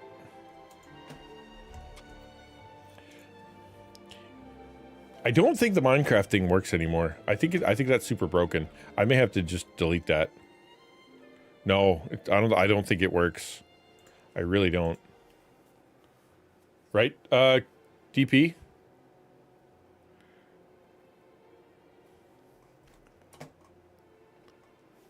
Yes. Well, thank you for that. I appreciate it. Is the Minecraft interactivity Twitch thing broke, or does it work? Because I don't think it's on. Don't remember. Let's find out. Actually, we can find out. Options. Nope. Hold on. Mods. Neoforge, Plasma, Minecraft, Sodium, Iris. Nope. I don't have it on here. So it is not a thing. My bad. Yeah, no, it's not working yet. Okay, good. Yeah, we're still working on that.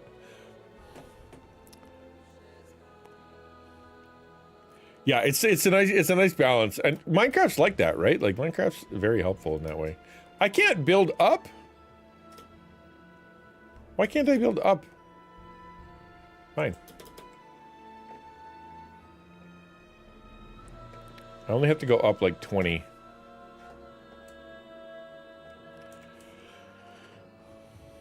No, like it's literally not installed. So it wouldn't work. It doesn't work at all. I forgot to bring dirt. Okay, yeah, so it's not ready yet for what we're doing. That's cool. That's cool. Nope, that's the wrong thing. Dirt. I want dirt. Give me dirt. Boop a doop a doop a doop a doop a doop a doop doop doop doop doop. There we go. Up we go. I've never made a sky island before. I have no idea how this is gonna go. But I do know when I break down the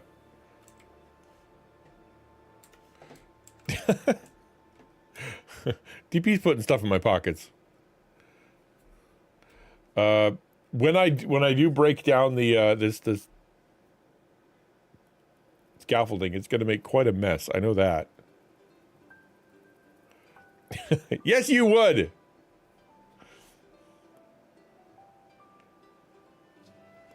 Oof, that's a long way up. Where are we?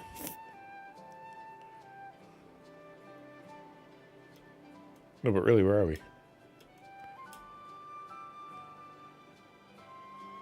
88, 89, 90, 91, 92, 93, 94, 95, 96, 97, 98, 99, 200. Cool. Hey, Fire Cyclone, good to see you. So 1, 2, I don't know what I'm doing. I do know that I want it to be pointy. Is that... I know I'm going to be using the shift key a lot. That's also what I know.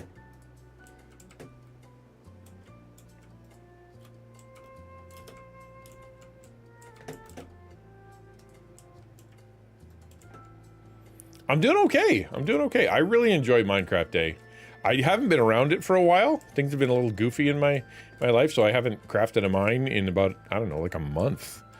But I've been thinking about doing this sky project for quite a while. How you doing?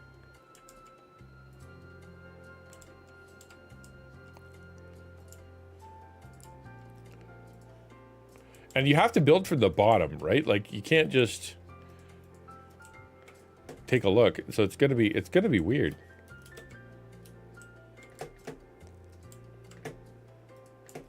And I don't want it to be just like an ice cream cone. I don't think that would look correct. So I'm gonna have to try to give it a little bit of personality, but I think we're just gonna start with ice cream cone and see where it goes from there.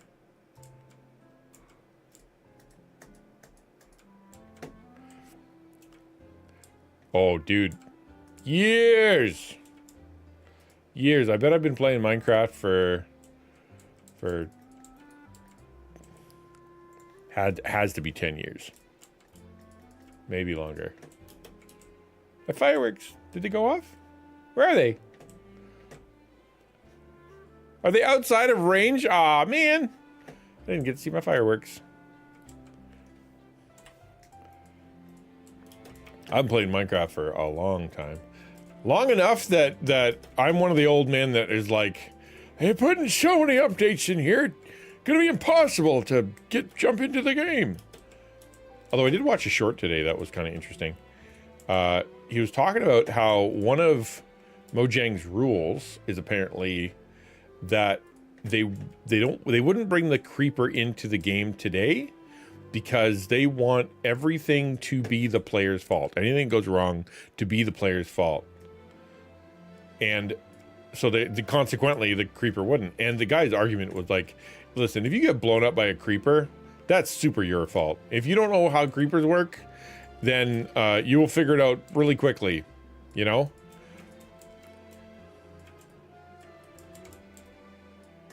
I just realized just this second that I do not need to fill all this dirt because it can be an empty hole. And I may be able to make a basement in here now that I think about it. It's in 2011. Yeah, that's a long time, dude. You got a server? It's a skill issue, exactly. Exactly, that's what I'm saying. Wait, this will become a place where mobs show up. So, do.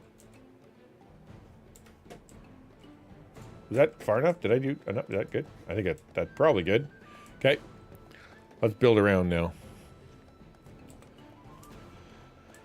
We're gonna not do.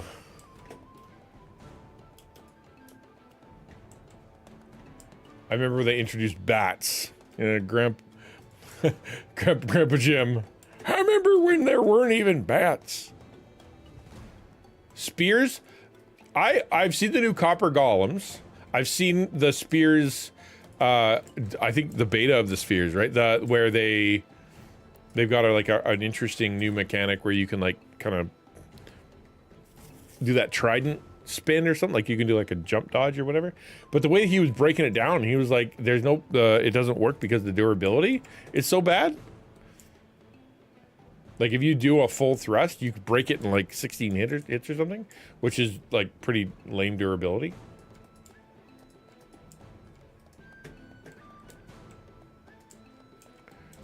I haven't seen a copper golem. Like in my actual game, I have yet to see a copper golem.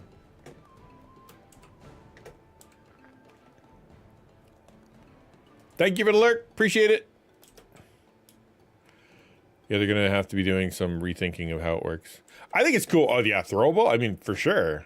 They're not throwable? Why wouldn't they be throwable? You can throw a trident.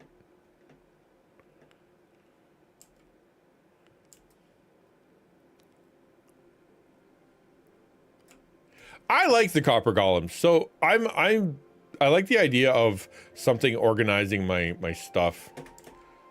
You know? Yes, you have to craft it. I don't remember the recipe, but it's not super hard, I don't think. Like, it's not something that you got to go like to the deep dark to get.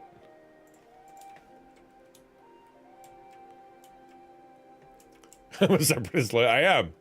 I'm a clanker lover.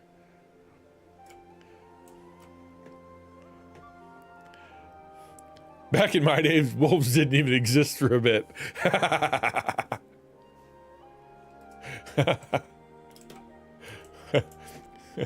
And don't even get me started about caves.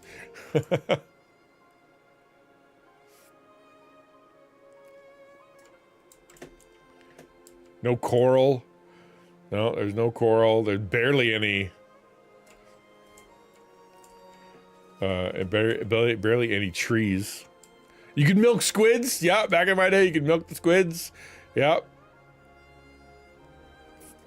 Wonder what other things they took away. I'm trying to think of things that they stopped doing. They mostly add. They don't usually stop. Is that my shadow on a cloud? Oh, that's kind of fun.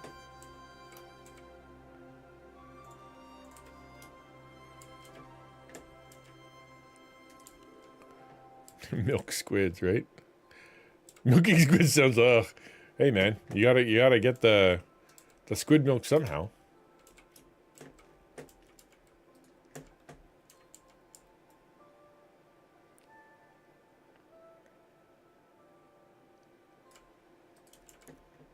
I took a big break, right? Yes, you used to be able to milk squids. Yep. Ironically, I think cows operated differently.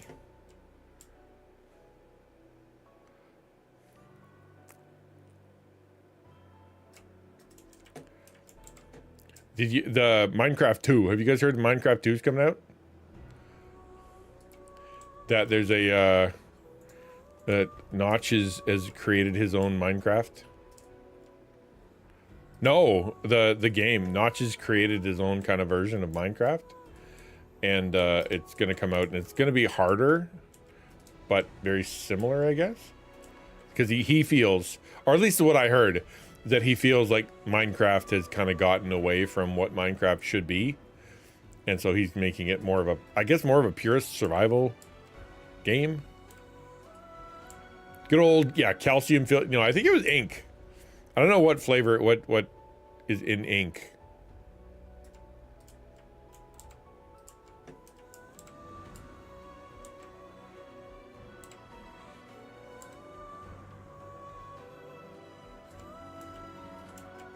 I'm getting vertigo.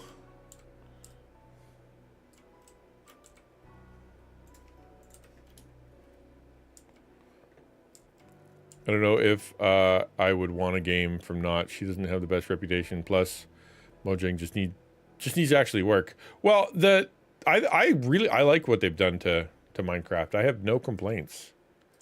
Right? No, I don't want it to be easy. We've talked about this before. If it's too easy, I'll quit. I know myself. If the game's too easy, I will stop playing.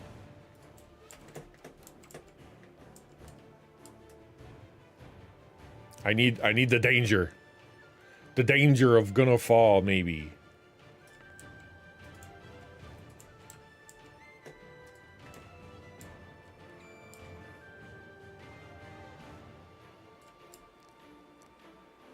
Ink squilk.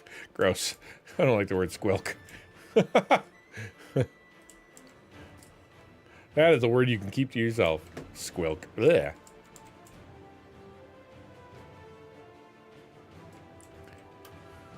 Gravity mod and anti-friction mods installed.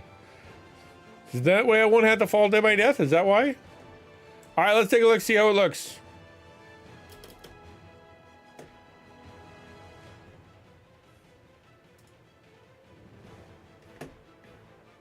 That looks like an upside down cone. I knew it would.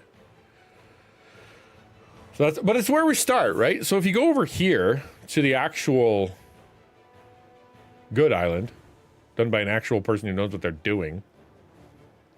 Wait, where'd you at it? Did I go the wrong way? I did go the wrong way. This way? Help, I'm lost. I'm in the territory of 𝘼𝙬𝙬𝙧𝙚𝙬👉. Oh, I forgot to claim my territory. Crud. Means it's over here. I better go claim my territory before anything bad happens. FBC. Love a duck. Where are you? I'm trying to be backseat game, but you can use the happy gas to build easier. Oh, by all means, backseat game. I'm kind of a ding dong. But easy isn't the way I do things usually. So when she was doing it, she was using edit mode. So she actually was like drawing balls, like the way that she did. If you look, it's like it looks like kind of like dirt ball on top of dirt ball, which is, it definitely looks cooler. It would be harder to do. Like what I like is the randomness of it, like the random generation. That doesn't look like it's going to like, it doesn't look like an ice cream cone. It's got some flavor to it, kind of thing. How wide is it? I'm kind of curious. How big am I supposed to go? So if I go here, I'm on, let's say 300, negative 300.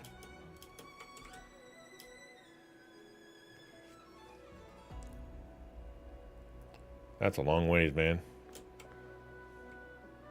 All the way to, so that's 70 across.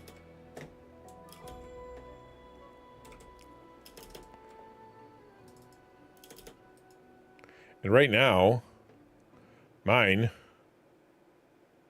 I keep leaving the wrong direction.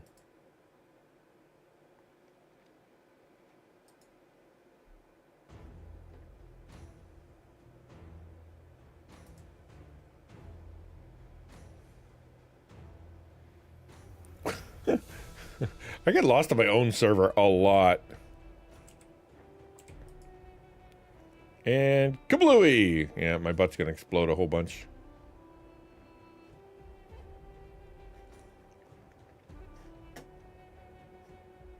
This way.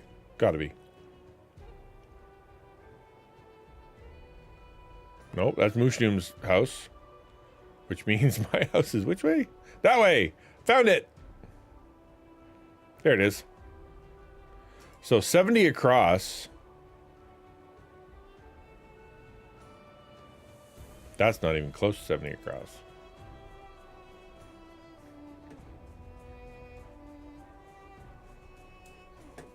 Oh, I'm gonna die. Holy moly!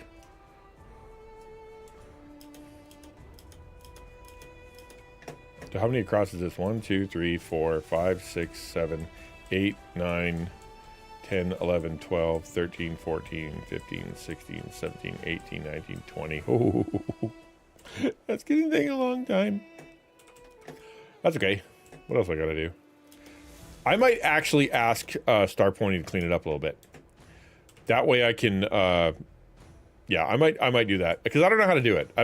She was able to just kind of go bloop, bloop, bloop, bloop, bloop, and make a sky island and then work it. So if I do like some of the work, I don't feel so bad asking her to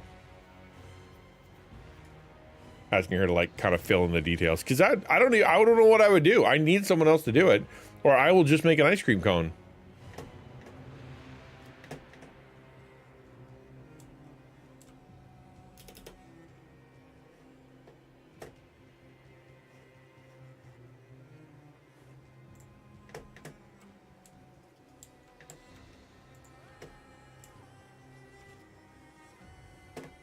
It's still falling. I love it. I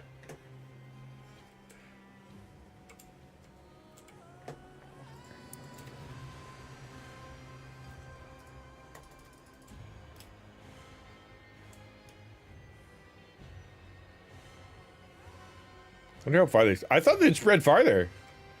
I assumed that they were going to go really far. Like, I mean, like 50, 60 blocks away.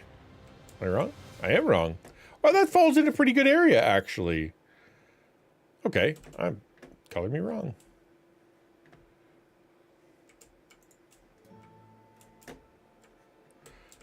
It's like pizza toppers. They do. They like the little thing that you put inside the pizza so to make it sure it doesn't squeeze. Yeah. So I've got plenty of light, right? I think I'm good. That's pretty high up. What I'd like to do is I'd like to have that be the island, and then like a little sub-island with a waterfall, and then the waterfall comes down here. Within my land somewhere, I need to figure out how to make a river. I have to hand carve a river. Do I really? Am I going to make myself hand carve a river? I am. I am going to do that because I'm a glutton for punishment.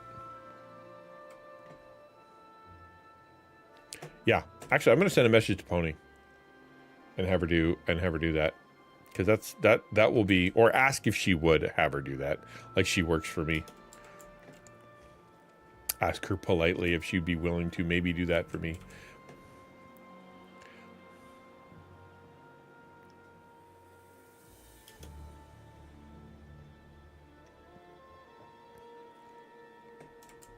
Hello, friends.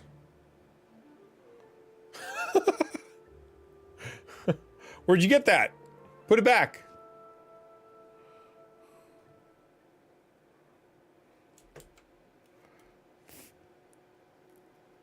Yeah, the plan right now is to demolish this house.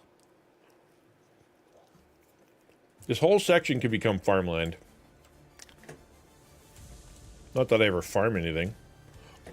Maybe that could be like the lake, or like this is where the river. I don't know. There's water here around here somewhere. Kind of close, I think.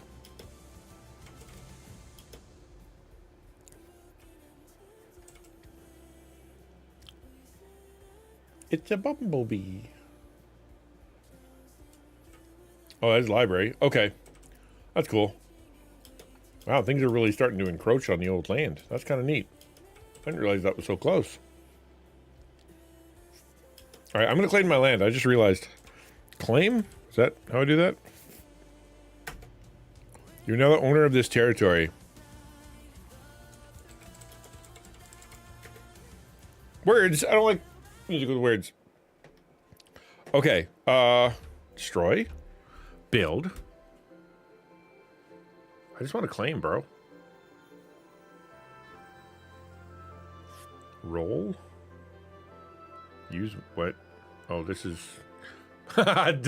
disable elytra in my area. So you get these people flying by, and all of a sudden they go, "Wah!" That would be funny and cruel and terrible. I might do that. I might do that once I get my island built. Then you have to take like the ladder. You have to take the water up. You can't just fly.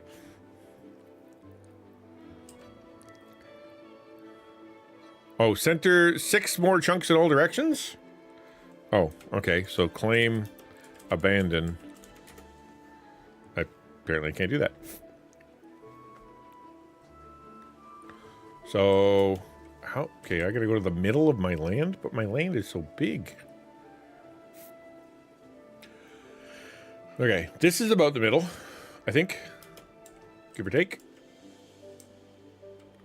I would claim, no, I can't do that, because I'll be claiming Zach's land. I don't want to do that.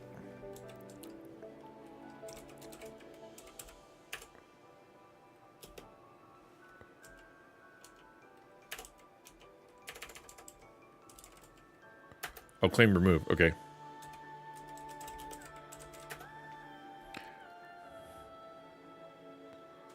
Oh, I think I need to be over where I was. I don't like this system. I like the golden shovel. It was so much, so visual, easy to do. It's nice and soft. Well, it is. I mean, it's game music, right? Like, it's designed to be game music.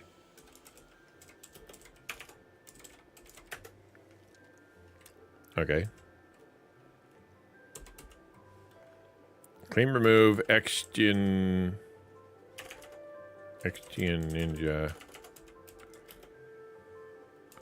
XtianNinja? Nope, no idea. What did you say? Use F3G to see chunks and measure how far to go. What? Measure chunks. F3, and then F3G. Chunk border. Okay, yeah.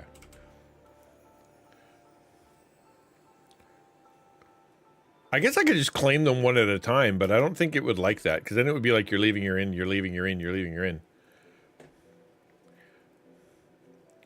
That's a lot. That's a lot across. Okay, so we are, let's count, shall we? We are 1,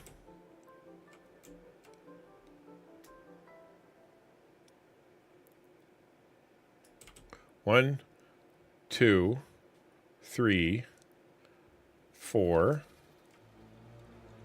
5, 6,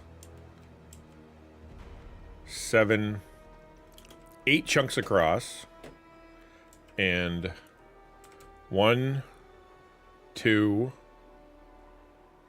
3, 4 chunks wide. So it's 8 by 4. Does that help in any way? Or should I just walk through every single chunk and claim it? Because that might be quicker.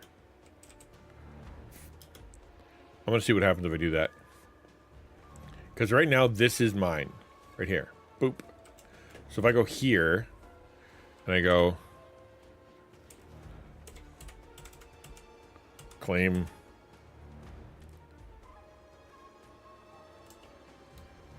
You claim 2 areas as claim 2. I don't get that. I don't get that.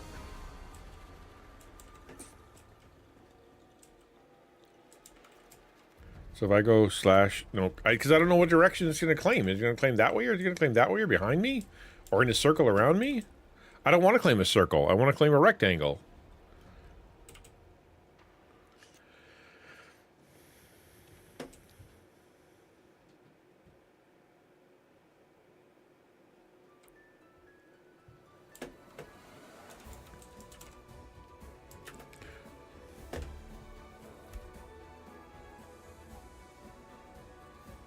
Okay.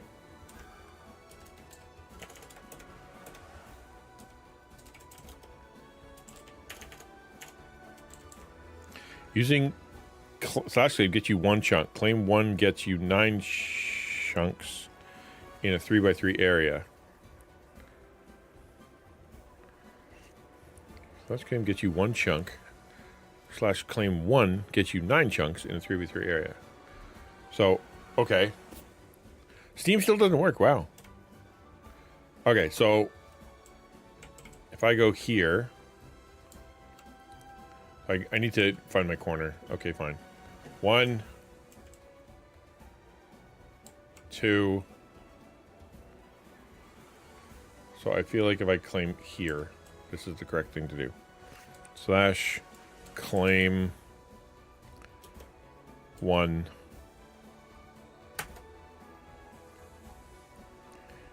I've reached the maximum chunk claims per player. Have I? Have I? What did I do wrong?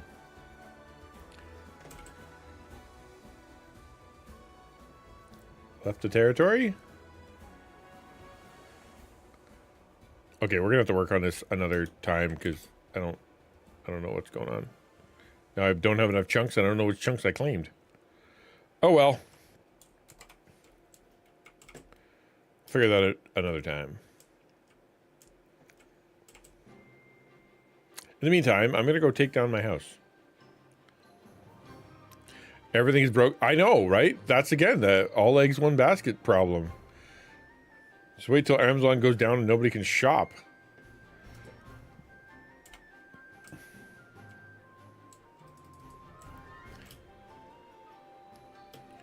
All right.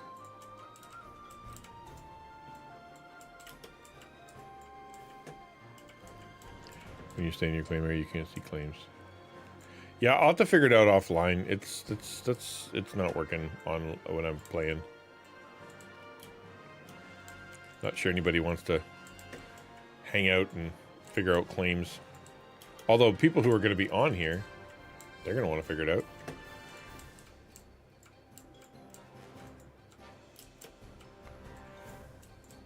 There, I think I got high enough. I can just go.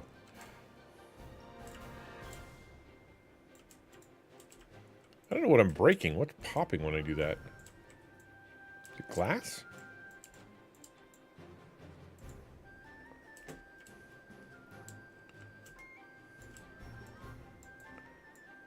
I need to put down some of these torches. I'm just realizing that now that that's going to be a problem later. Even though I have a flaming cat.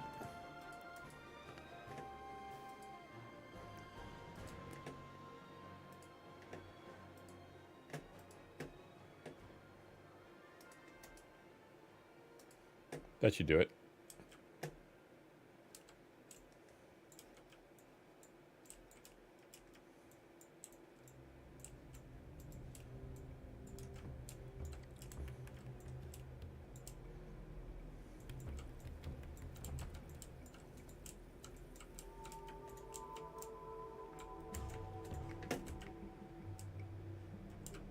Okay, and then I presume I could use my fist.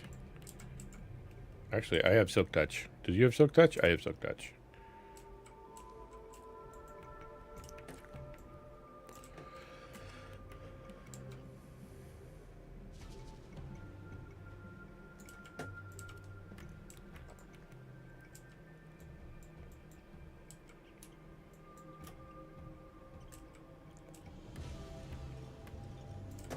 Makes you wonder what happened down at the Amazon factory. Like, when they got you, they have redundancies on their redundancies, right? Like, it's, I have to register ownership of my furnaces.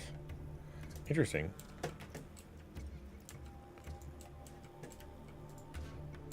Okay, I think I could pick you up. Cool. Wow.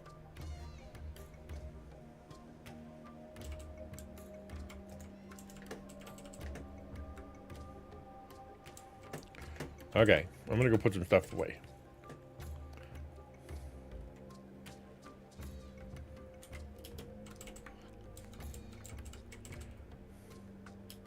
Yeah, like Amazon's should have crazy redundancies. Like say buildings upon buildings and internets upon internets. But, you know, I guess I wonder if it's a cyber attack, because I'd imagine that they exist with cyber attacks coming like crazy, right? Like there'd be endless.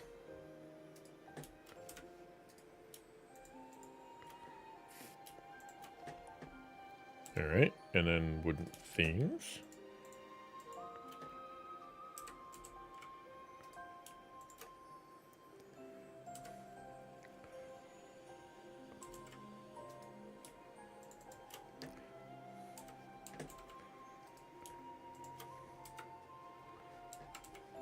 I don't know what is in here or here. I should probably check. Well, I mean, it only makes sense that they wouldn't have done it unless it's either a natural disaster, or it's something that they did not expect, or it's someone like did something bad, right? So there's only so many ways that you can take down an entire half the internet. Someone's got to do something. Although I have friends that work in the, you know, in this kind of thing, and the truth is, a lot of the stuff is held together by you know, bubblegum and Scotch tape. Earthquakes in Alaska? Okay, maybe.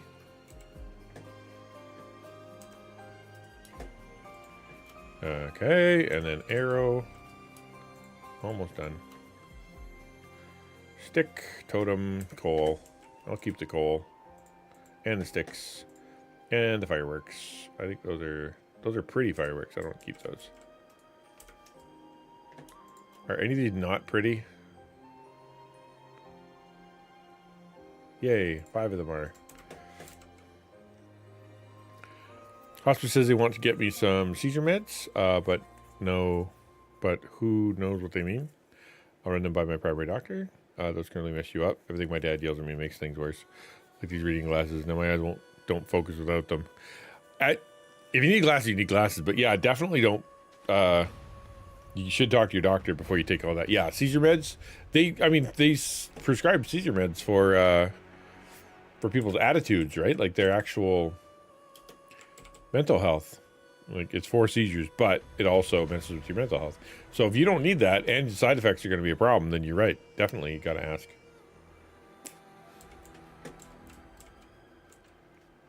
Dirt's missing. A little zombie could get through there.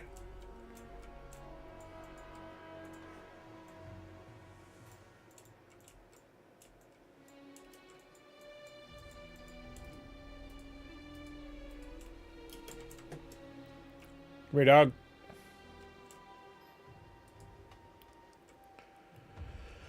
Forgot my dirt. I was gonna get dirt and I forgot my dirt.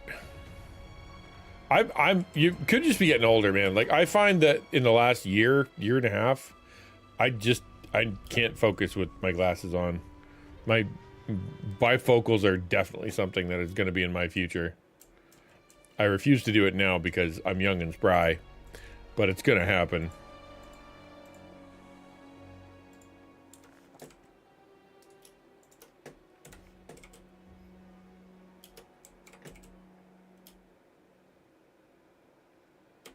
Gotta love how the shader knows, right? Like, because the tree up here, so there's no water underneath. But when you get out from under there, boom, water.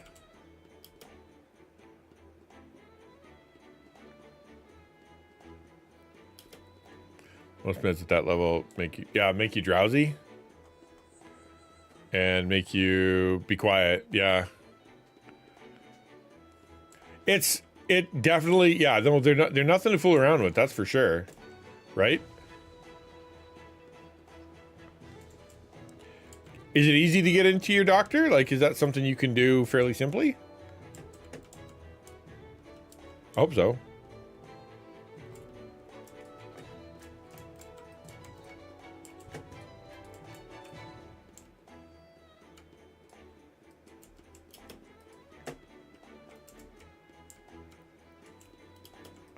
Up here, if we want to see our doctor, it's, you know, sure, come in 3 months. Although my doctor's awesome. I have no complaints about my doctor. He's very cool.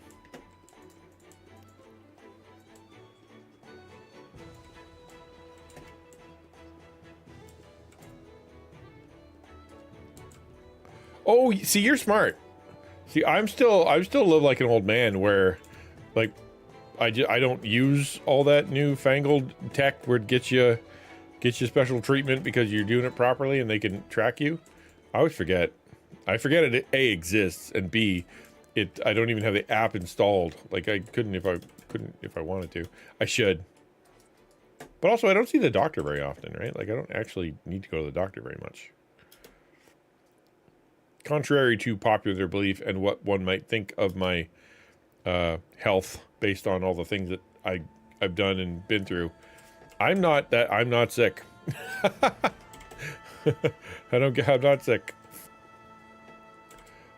It's like an old-timey thing. Like when I got all my stuff for Reach, they're like, you should use an Uber.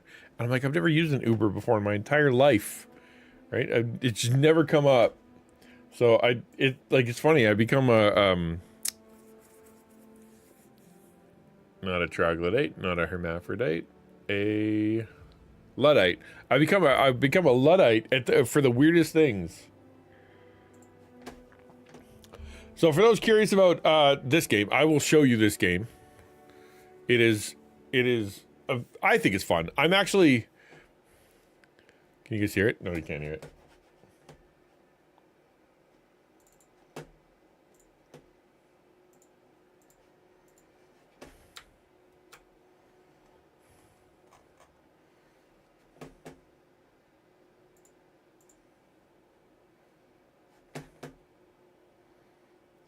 Open Google Play? Okay.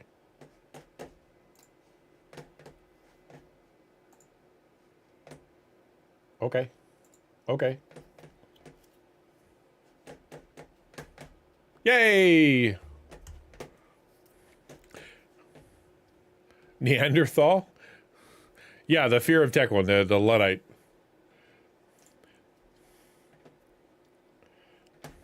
Like it's like summon someone from the internet. I don't want to summon someone from the internet.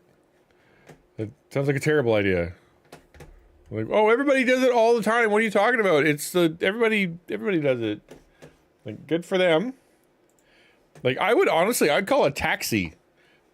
And it's just the weirdest thing because I feel like I'm fairly, hip with the tech. But then when it comes down to it, like there are things that I'm like, I don't know.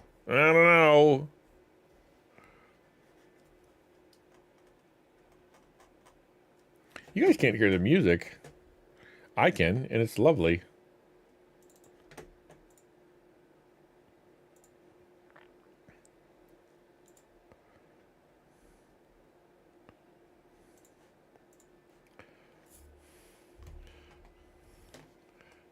Right? You guys can't hear any music, right?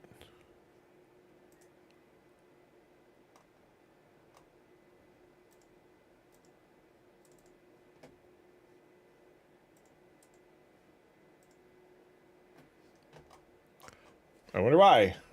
Let's try it again.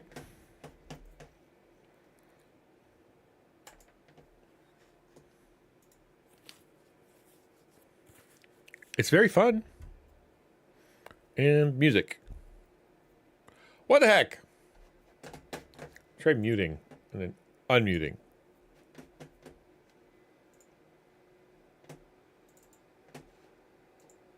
Let's try this.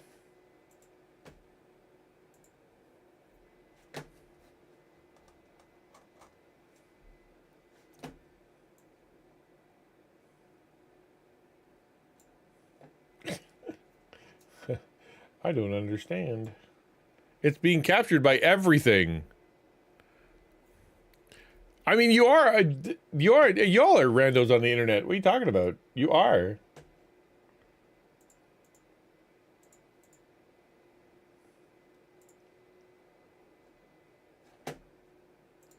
I'm going to exit again. Wait a second. I mean, everybody's a rando on the internet. I don't know if I want to summon one to me in a town I've never been to. I've heard so many scary stories about, people getting murderized and all sorts of terrible stuff. I don't want to get murdered.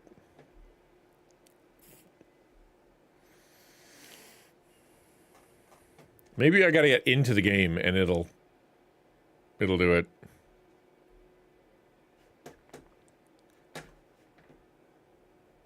I have been already recruited Isabella. I've recruited the snot out of her.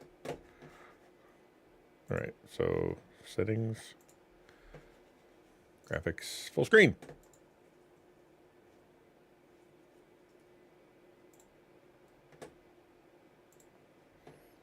Okay, we can actually switch over to this.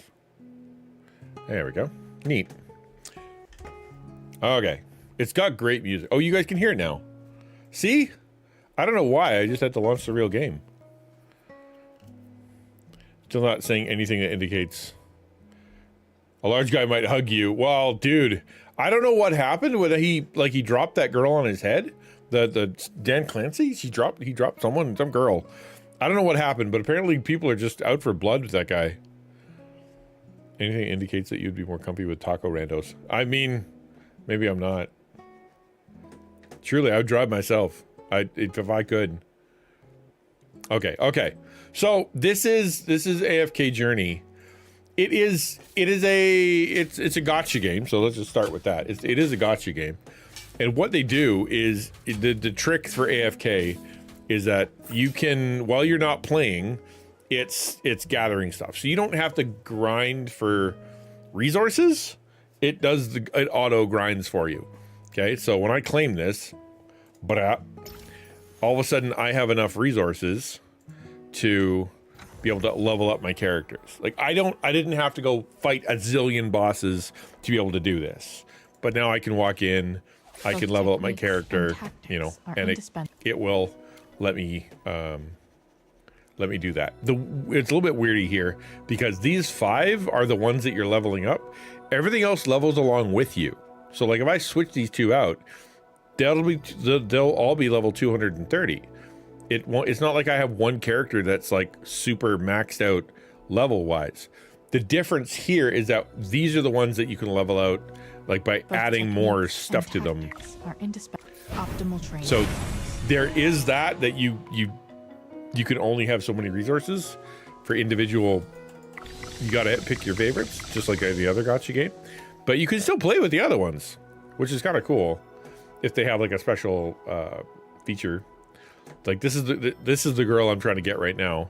She's the sister of this girl, and they work really good together. So I've been trying to get lots of her, which is just you go here and you wish, right? You hit the wish button and off you go.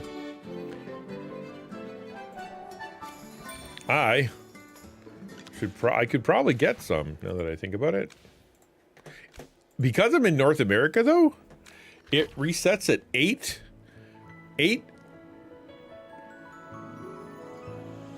p.m. You know? Like it's just so late. I can't get any more. Oh no.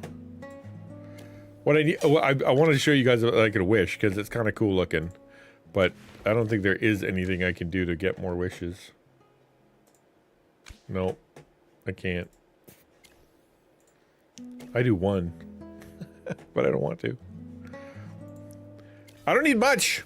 So there's an adventure. So just you know, for fun. So when I go here, I will be able to go to whatever the next adventure part of the adventure is, and it's all voice acted, which is kind of cool. What kind of tasks does the Adamant Syndicate usually give you? Curious, huh? You want a piece of the pie, don't you? All right, Got great I'll voice tell acting. you. We've mostly just been transporting treasures to their camps and putting things together. We've pretty much explored all the nearby ruins. Oh, except for the Sun Temple. Why not the Sun Temple? The Syndicate locked down that whole area, probably hoarding all that treasure to themselves. Hoarding treasures? We're not entirely sure about the details, but it seems like that. Otherwise, why would they guard it so fiercely? And thus the adventure continues, right? So when you go down here, you can, this is your AFK part. So you set up your battle. It's a tactical sort of thing. So she's a shield. She shields the rest of them. This one is she's a support, right? She's a support. This is my main damage doer. And so she gets support. So if I move her, see the little eyeball goes above her. So it's all, you know, it's like which characters work better with each other. It's the same with all the other game, but I don't have to level a million characters to play. In fact, I have not hit a wall yet because it gives me everything I need in order to keep going. I just gotta wait a day. If you're impatient and you want to level up fast, you can give it money, but you don't have to.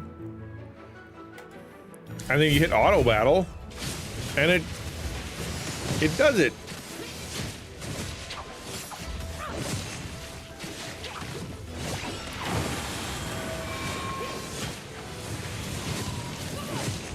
And I can eat a sandwich.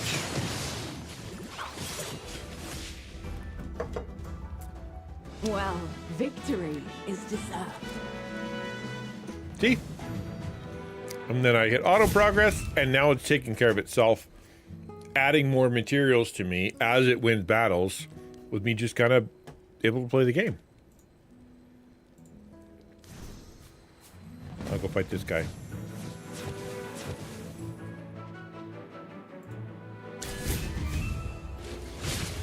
So it's already still battling for me, which is kind of fun. But now I'm doing the game.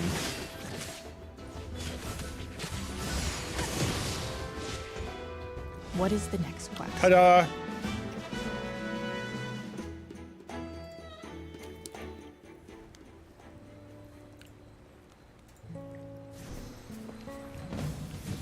I usually play on my phone. I'll actually sit there and I'll have it auto battle and then just sit there and read while it's smashing away. What is the next quest? And then I get a treasure. Yay!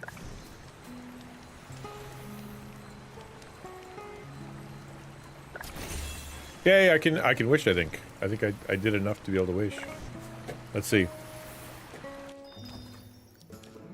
I need 50 more. Are you kidding me? We can find 50 more. We can do it. Let's go here. Let's go to this treasure.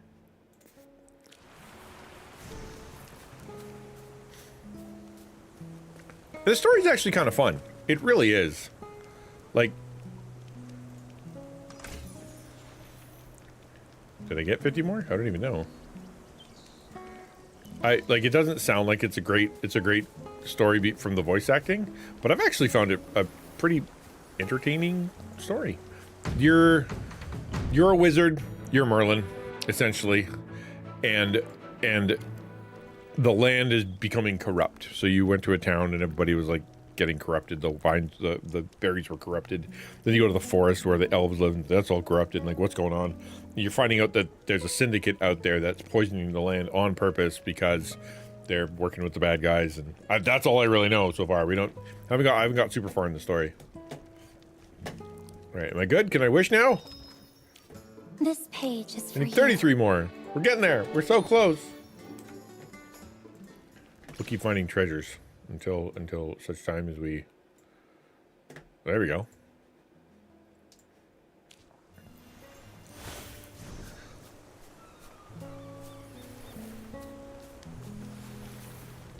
I think I have to fight. And if you're wildly more powerful than them, they just explode.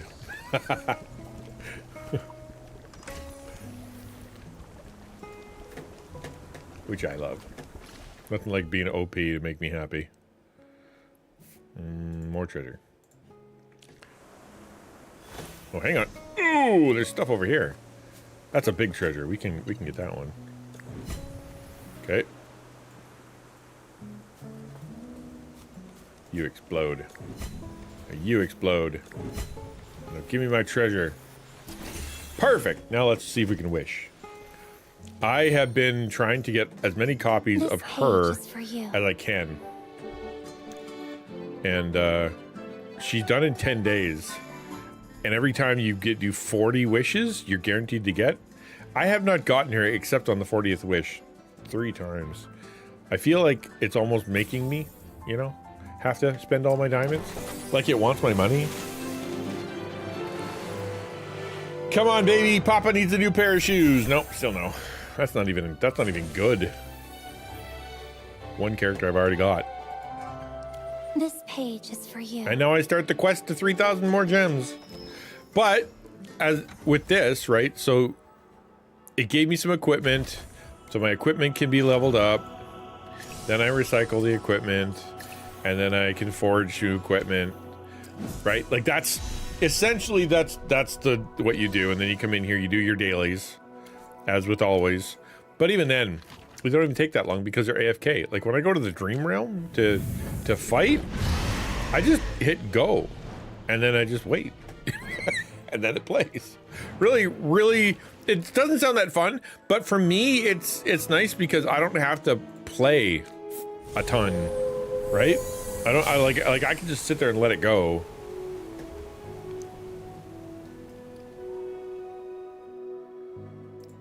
I've never seen this trailer. Oh, we'll watch it another time. Anyway, I was just trying to show. I think I was showing Jim what it was like. I want to quit. How do I exit the game? I actually don't know. I've never exited the game before. I know how I can do it. Boop. The old Alt F4.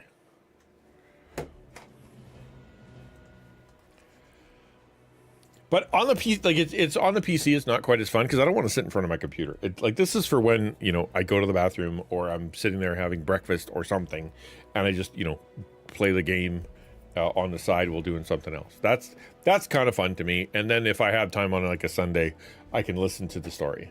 That's it. That's my whole pitch. If you guys want to play, I do have a clan. I think they're called clan. You can come find me and you can join my clan, and then we can help each other out. But no pressure. Let's raid out. Who we headed to?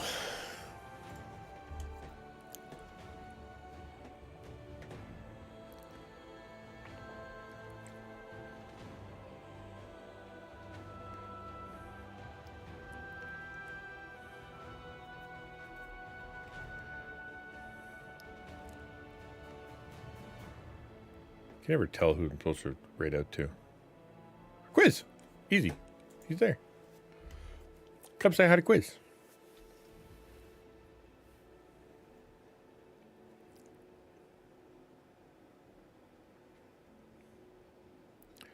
All right, dudes. I'll see you tomorrow. Taco Tuesday. I hope to have some taco stuff to talk about.